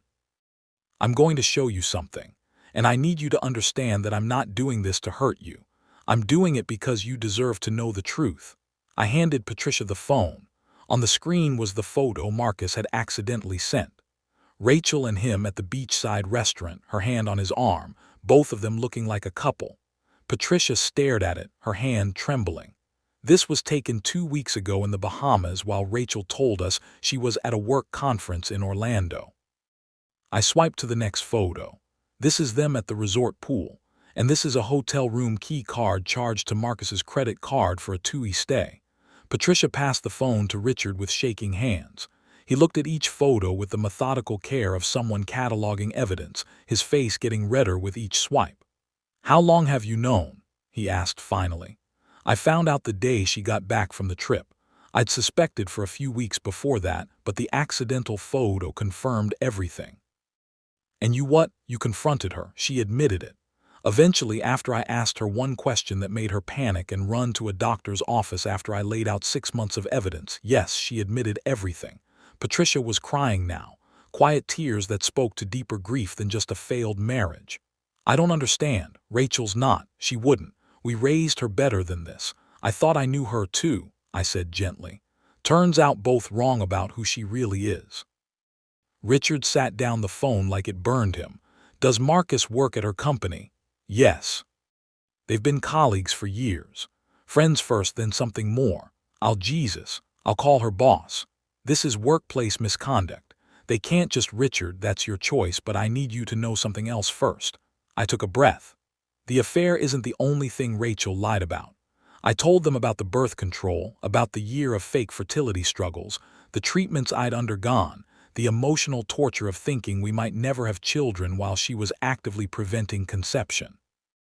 I watched Patricia's face crumple as she understood the depth of her daughter's deception. She told us you were both trying so hard, Patricia whispered. She cried on my shoulder about negative pregnancy tests. I thought she wanted a baby as much as you did. So did I? Turns out we were both part of the same performance. Richard stood up abruptly, walked to the window, stood there with his back to us. His shoulders were shaking. I need to call her. She needs to explain this. She won't be able to explain it in a way that makes sense. I've tried.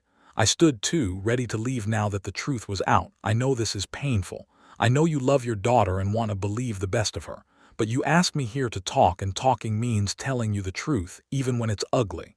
Patricia stood, hugged me with desperate strength. I'm so sorry, James. I'm so sorry. If we'd known, if she'd told us, you would have told her to be honest with me. I know, but she didn't tell you because she knew what you'd say. I gently extracted myself from the hug. I should go. This is a family matter now, and I'm not family anymore. You'll always be family to us, Patricia said fiercely. What Rachel did, that doesn't change how we feel about you. But it did change things, and we all knew it. The divorce would divide more than just assets. It would divide relationships, holidays, mutual friends. I would lose not just a wife, but a whole extended network of people I'd considered family. Richard walked me to the door, his face still red, his hands clenched into fists. I'll talk to her. Make her understand what she's done. If pursuing truth with this much determination wasn't just revenge in a prettier package, if I was becoming someone I'd recognize when this was all over. I didn't have answers, just questions and evidence, and the slow, grinding work of ending a marriage while trying to preserve my integrity. Outside, the sun was setting, painting the kitchen in shades of orange and gold. Beautiful, indifferent. The world kept turning. Regardless of my pain, regardless of Rachel's consequences, regardless of whether any of this mattered in the long run, I pulled out the final piece of evidence I'd been saving. The thing I hadn't shown anyone yet, not even David, the revelation that would change everything one more time. But not tonight. Tonight I was too tired for more truth-telling, more revelations, more carefully orchestrated justice. Tonight I would just sit in my kitchen and watch the sun set and try to remember who I was before all of this started. Tomorrow I would detonate the last bomb. Tomorrow would be the final reckoning. But tonight I would rest. Thursday morning, I woke with the kind of clarity that comes from decisions already made, from crossing a threshold you can't uncross. Today was the day, the final truth, the last piece that would reframe everything that had come before. I'd been holding this back deliberately, strategically, waiting for the moment when it would have maximum impact. When Rachel thought she'd seen all my evidence, heard all my accusations, faced all her consequences. Now was that moment. I sent 3 emails before breakfast to Rachel's lawyer scheduling emergency mediation. New evidence has come to light that affects asset division. To my lawyer, Sandra, we need to talk this morning if possible. It's urgent. To Rachel, we need to meet today 2 p.m. at the house. Come alone. This is important. Then I pulled out the folder I'd been keeping locked in my desk drawer for 2 weeks. The one even David hadn't seen. The one containing evidence so explosive it would fundamentally alter the entire divorce. Sandra called a 9. What's this about new evidence? Can you come to my house? I need to show you something in person. James, if this is just more text or photos, it's not. Trust me, you need to see this. She arrived at 10:00, briefcase in hand, professional skepticism on her face. I led her to my office, closed the door, and handed her the folder. This is a financial forensic report commissioned from a private investigator, I said. It covers Rachel's banking activity for the past 3 years. Sandra opened the folder, started reading, and her expression shifted from skeptical to shocked to something like awe. Holy, keep reading. She flipped through pages, her lawyer brain processing implications faster than she could articulate them. This is James. Do you understand what this means? I understand exactly what it means. Rachel's been hiding assets. Significant assets. This offshore account, these transfers, she's been systematically moving money out of your joint accounts into accounts you don't have access to for 3 years. 2 years and 8 months, according to the report. It started small, 100 here, 200 there, but it escalated. The report estimates she's hidden approximately $127,000 from the marital estate. Sandra looked up from the papers, her face pale. Have you confronted her about this? Not yet. I wanted to talk to you first. Understand the legal implications. The legal implications are significant. If she's been hiding assets during divorce proceedings, that's fraud. The court will not look kindly on this. She could lose her claim to any shared property. You could potentially get a much larger share of the marital assets. She flipped to another page. Wait, this offshore account, when was it opened? 4 years ago, before the affair started. So she's been planning an exit strategy for 4 years, apparently. Sandra sat down heavily in my desk chair. James, this changes everything. The story about the affair, about Marcus, about her being swept up in emotion. It all falls apart when you realize she's been preparing to leave you for years. This is premeditated financial fraud. I know. And you've been sitting on this for how long? I found out 2 weeks ago. The investigator finished his report the day after Rachel signed the initial divorce papers. Why didn't you tell me immediately? Because I needed to think about what I wanted to do with the information. Because once I deployed this, there was no going back. Because I stopped, tried to articulate something I'd been feeling but hadn't named. Because this is the nuclear option, Sandra. This doesn't just end our marriage. This destroys Rachel financially, legally, possibly criminally. And I needed to be absolutely certain I was willing to do that. And are you certain? I thought about the question about Rachel crying in our dining room, about her losing her job, about the consequences she was already facing. Thought about whether adding this to the pile was justice or just cruelty. Then I thought about the birth control deception, about a year of my life spent trying to conceive a child she was actively preventing, about her planning an exit strategy for 4 years while I was planning our future. Yes, I said, I'm certain. Sandra closed the folder. Then we file an emergency motion to freeze all her accounts pending investigation of asset concealment. We amend the divorce petition to include fraud allegations. And we prepare for this to get very, very ugly. How ugly? Potential criminal charges. Ugly. Jail time ugly. This isn't just civil court anymore, James. If the DA gets interested in financial fraud during divorce proceedings, Rachel could be facing felony charges. The weight of that settled over me. I'd known this was serious, but hearing it articulated in terms of criminal liability made it real in a new way. I don't want her to go to jail, I said slowly. I want her to face consequences, but not that. Then we offer her a deal. She returns all the hidden assets, accepts an amended divorce agreement heavily weighted in your favor, and we don't pursue criminal charges. She gets to walk away with something instead of nothing. That seems fair. Fair. Sandra laughed without humor. James, none of this is fair. She stole over $100,000 from your marriage while planning to leave you. Fair would be her in handcuffs. What you're proposing is mercy. Maybe. Or maybe it was just exhaustion. The knowledge that pursuing maximum punishment would require more energy, more time, more of my life spent locked in combat with someone I used to love. Set up the meeting with her lawyer, I said. Show them the evidence. Give them 24 hours to respond with a settlement offer. If they don't, we file criminal complaints. You're sure about this? No, but I'm doing it anyway. Sandra left with the folder, promising to have Rachel's lawyer served with notice by end of day. I sat in my office and tried to process what I just set in motion. At 1:45, my doorbell rang. Rachel, 15 minutes early, looking nervous. You said this was important, she said when I opened the door. It is. Come in. We sat in the living room, not the dining room, scene of too many previous confrontations. She perched on the edge of the couch like a bird ready to fly, and I sat across from her in the armchair that used to be ours and was now just mine. "Your lawyer should be calling you any minute," I said, "but I wanted you to hear this from me first." "Hear what?" Before I could answer, her phone rang. She looked at the screen, frowned. "It's my lawyer. You should answer." She did. I watched her face cycle through confusion, shock, horror, panic. Watched her understand in real time that I'd found her secret, that the carefully constructed exit plan she'd been building for years had just collapsed.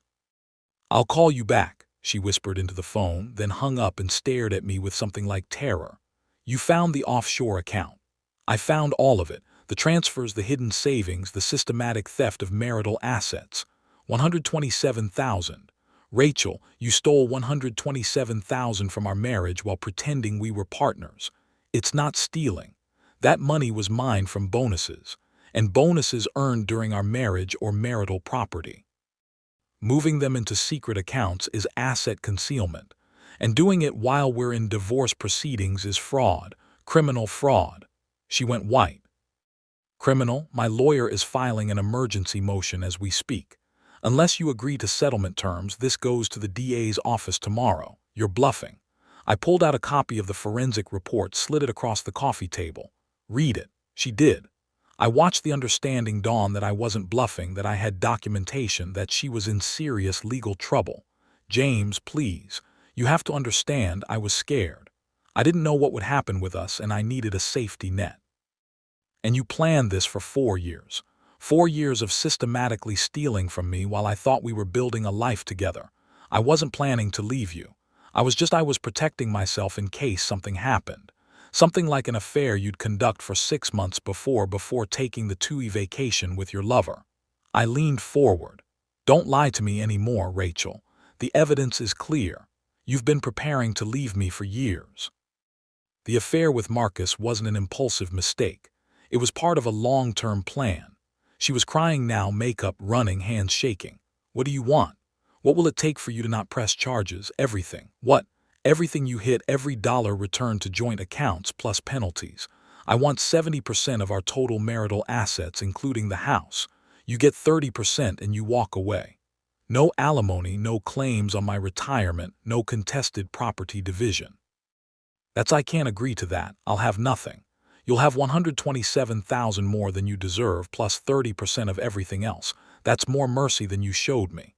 She stood up, paced the room like a caged animal. "I can't believe you do this.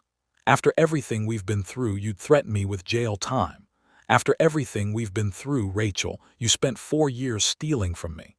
6 months sleeping with someone else. A year lying about wanting children. You've shown me exactly who you are. I'm just responding accordingly. I loved you," she said desperately. "I still love you. This money thing, it was insurance. It didn't mean I wanted to leave. Stop." I stood too, met her eyes. "Stop lying to me, to yourself, to anyone who listen. You didn't love me. You can't love someone and systematically steal from them. You can't love someone and sleep with their coworker. You can't love someone and lie about wanting children while preventing conception. Whatever you felt for me, it wasn't love. It was convenience. It was comfort. It was having someone to pay half the mortgage while you built your escape plan." She sank back onto the couch sobbing. "I'm sorry. God, James, I'm so sorry. I never meant for any of this to happen. You meant all of it. Every transfer, every law, every choice. You just didn't mean to get caught." Her phone rang again. Her lawyer, probably with more details about the charges she was facing. She ignored it, let it ring through to voicemail. "What do I do?" she whispered. "You take the settlement, you return the money, you accept 30 and count yourself lucky I'm not pursuing criminal charges. And Marcus, what about him? Does he know about this, about the money? I hadn't even considered that angle. I don't know. Did you tell him?" "No, I didn't tell anyone. It was my safety net in case I what? Left you? Wasn't that supposed to be my line?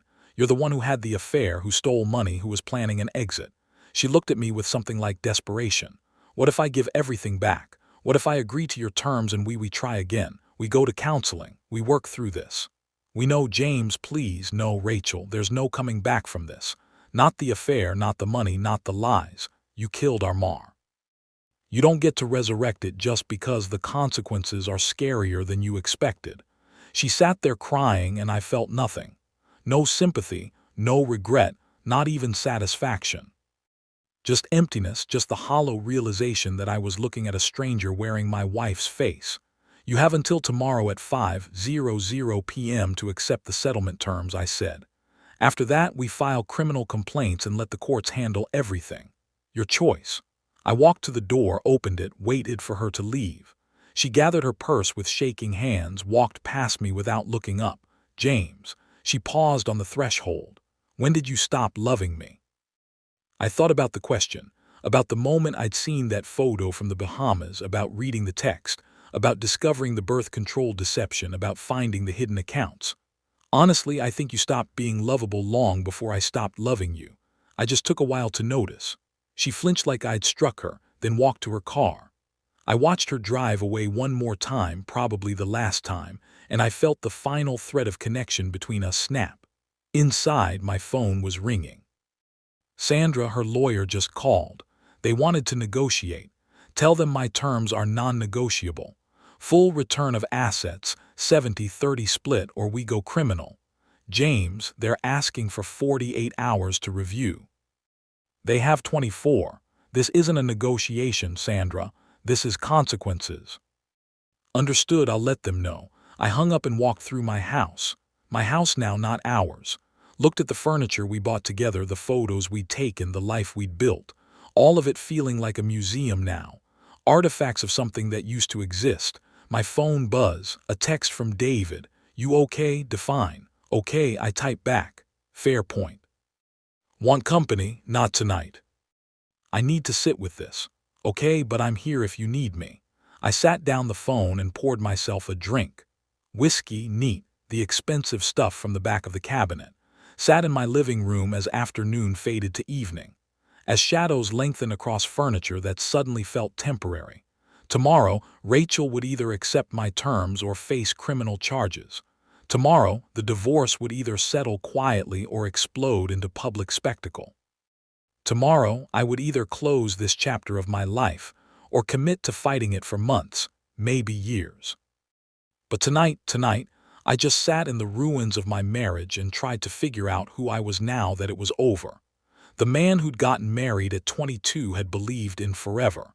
Had believed that love was enough, that commitment mattered, that promises meant something. The man sitting here at 34 knew better. Knew that people lied, that vows broke, that the person you married could become a stranger without you even noticing until it was too late. I didn't know which version of myself I preferred, the naive believer or the cynical survivor. Maybe I'd become some third thing. Someone who'd been broken and put himself back together into a different shape. Someone who'd learned that true truth matters more than peace, that consequences matter more than forgiveness, that sometimes the only way through pain is straight through it. My phone buzzed again.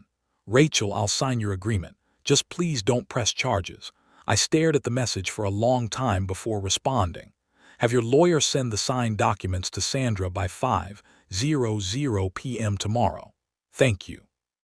I didn't respond to that. There was nothing to say. She wasn't thanking me for mercy.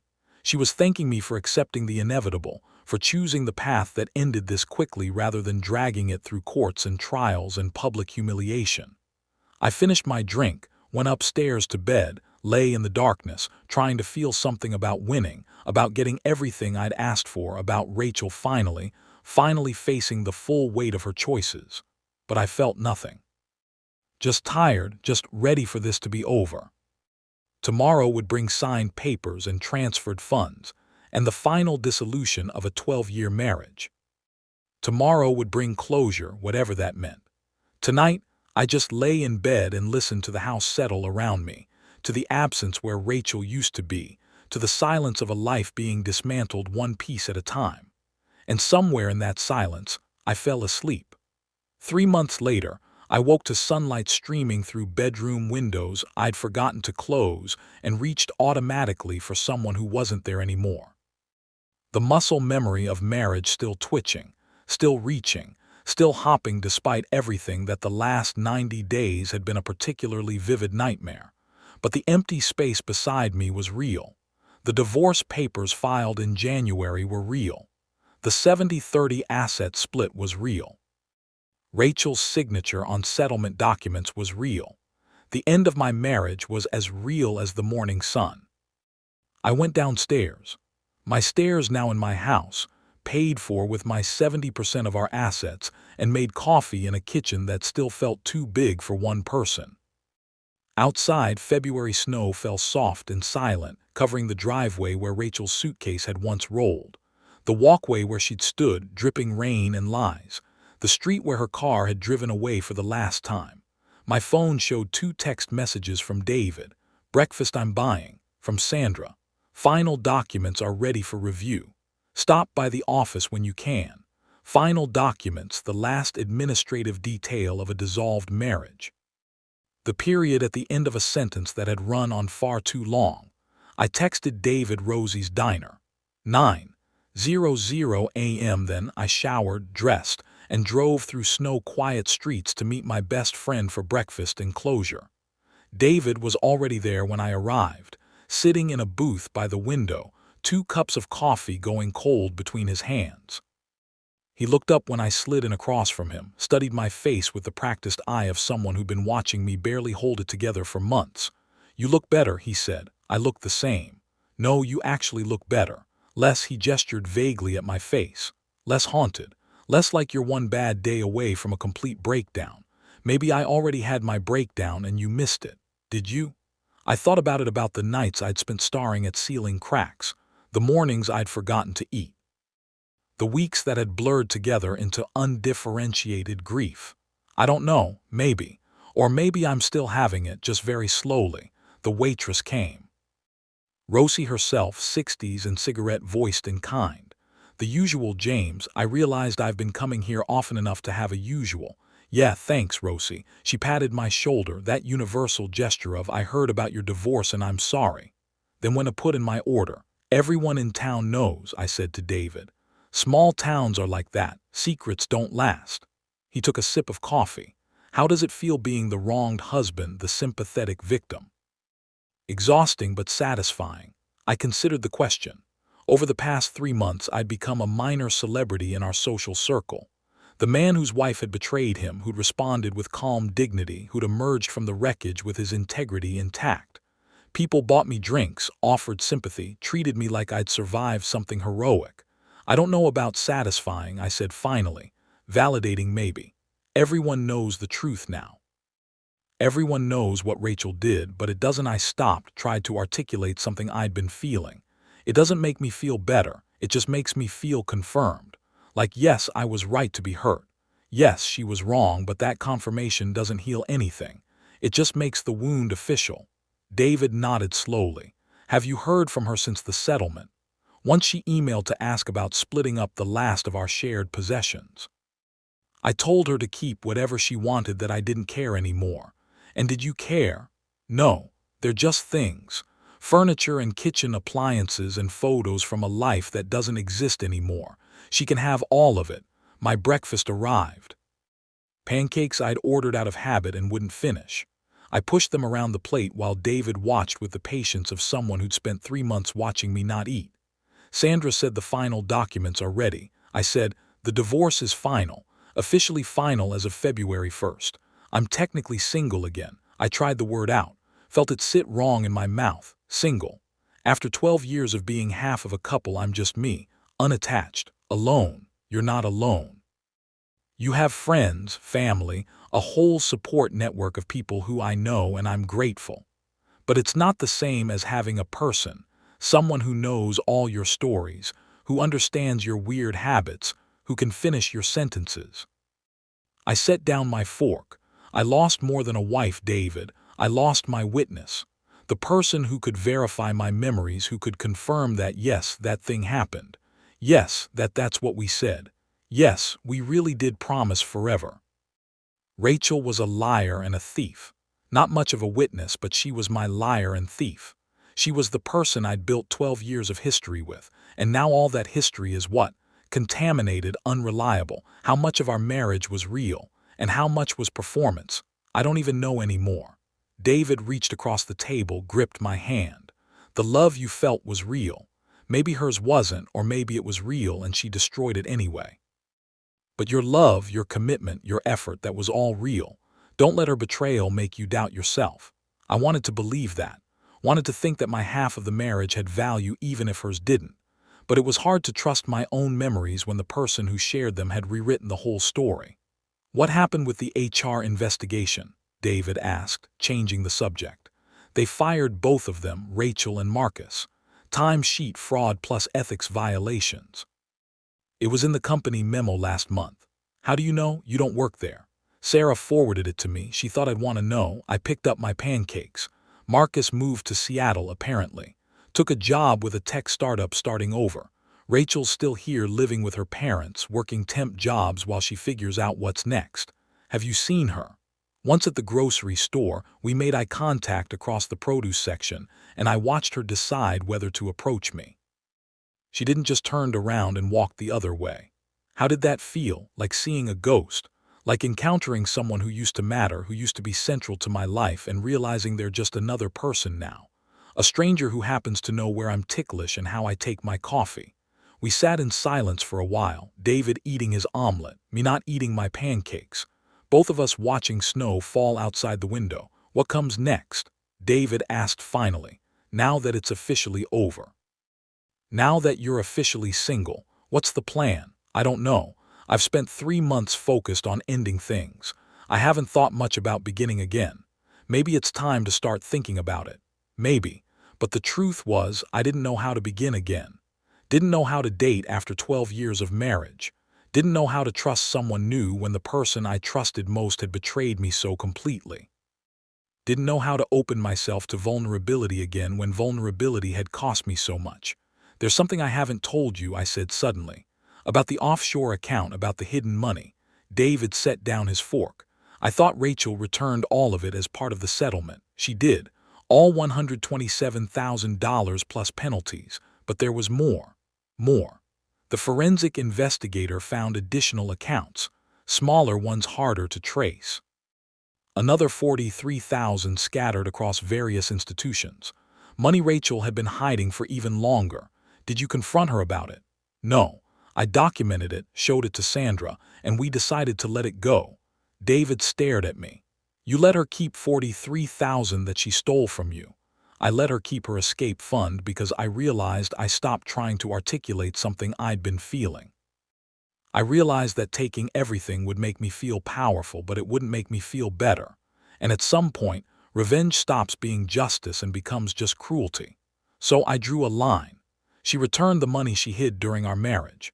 She accepted the 70-30 split, and I let her keep the accounts I legally could have claimed but morally felt belonged to her fear more than my anger. That's James, that's incredibly mature or incredibly stupid. I'm not sure which.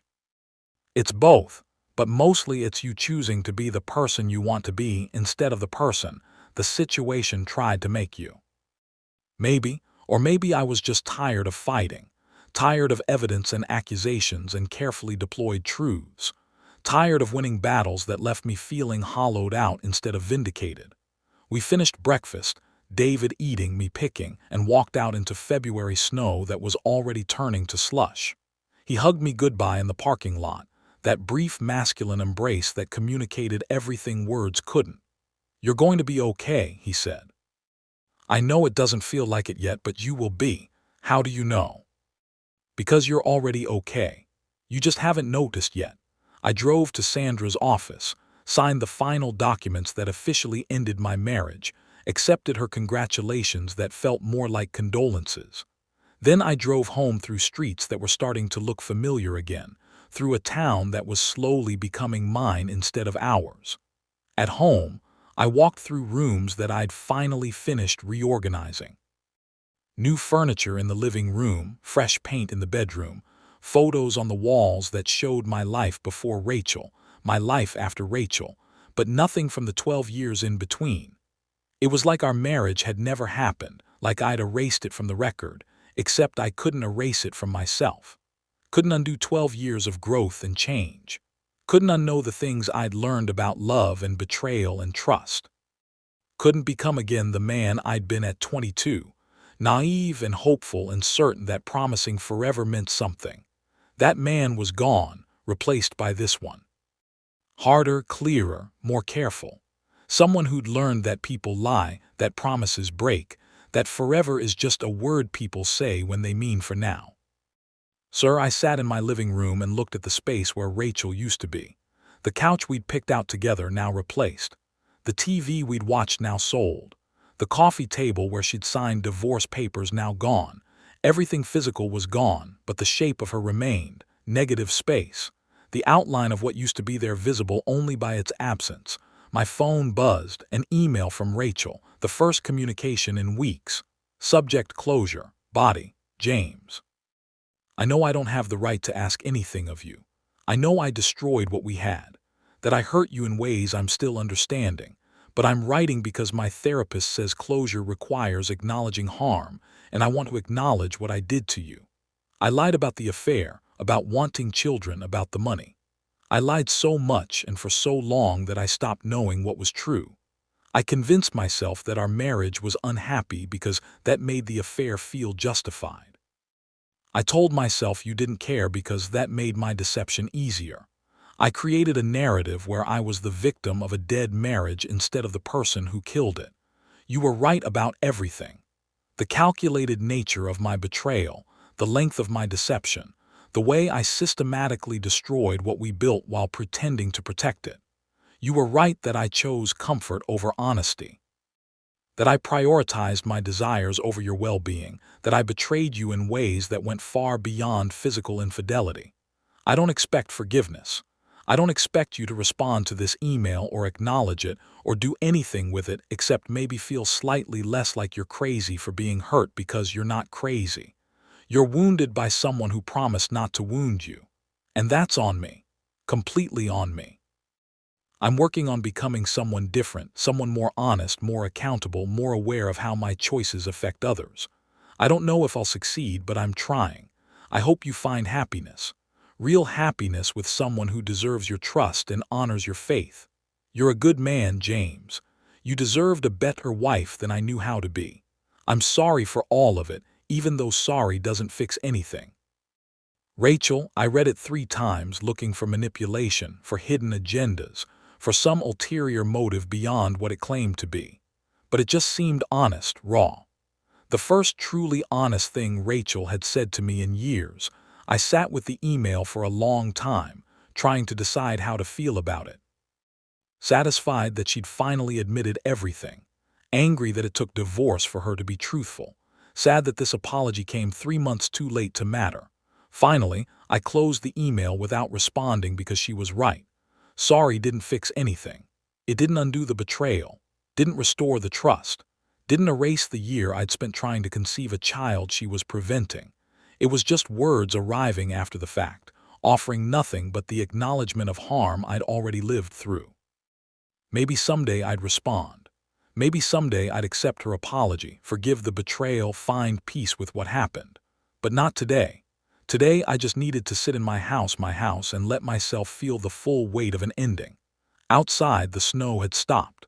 The sun was setting, painting everything in shades of orange and gold. Beautiful, indifferent, moving forward regardless of my pain, regardless of Rachel's apologies, regardless of whether any of this had mattered. I stood at the window and watched the sunset, the same sunset I'd watched 3 months ago, when this all began. When Rachel walked in glowing with lies and I asked her about an illness that didn't exist. So much had changed since then. The marriage ended, the truth revealed, the consequences delivered. But I was still here, still standing, still breathing, still capable of watching a sunset and finding it beautiful despite everything. Maybe David was right. Maybe I was already okay, just hadn't noticed yet. Or maybe I was just good at survival, at putting one foot in front of the other, at breathing in and out, at continuing to exist even when existing felt exhausting. My phone buzzed one more time. A text from my mother. Dinner Sunday, Dad wants to try his new smoker. Normal things, family dinners and new smokers and parents who love me even though my marriage had failed. I texted back, I'll be there. And then because I couldn't think of anything else to do because the alternative was sitting alone in the dark with Rachel's apology and my own complicated feelings, I put on my coat and went for a walk. The neighborhood was quiet, snow-muffled, peaceful. I walked past houses where families were eating dinner, where TVs glowed blue in living rooms, where normal people lived normal lives unburdened by betrayal and divorce and carefully documented truth. I walked until my fingers were numb and my face was cold and the sun had fully set, until I couldn't feel anything except the physical sensation of moving through space, of existing in a body that would continue regardless of heartbreak. And somewhere during that walk I made a decision. I would survive this. Not just endure it or get through it. Actually survive it.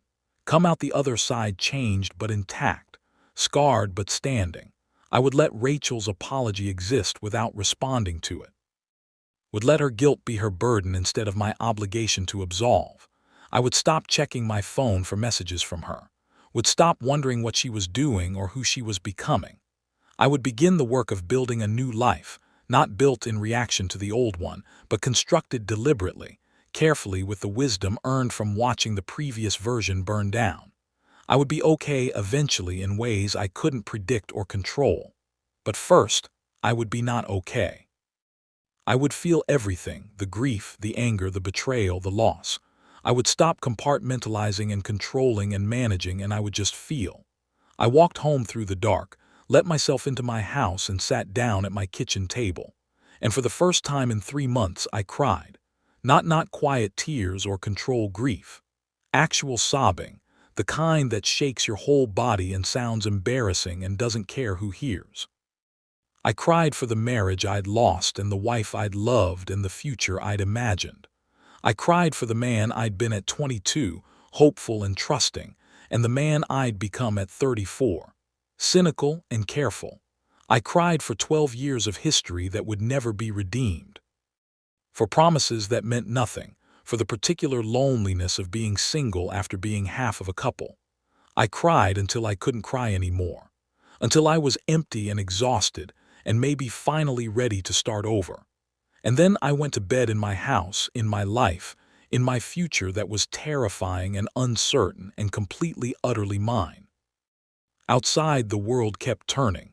Inside, I kept breathing, and that I told myself was enough for now.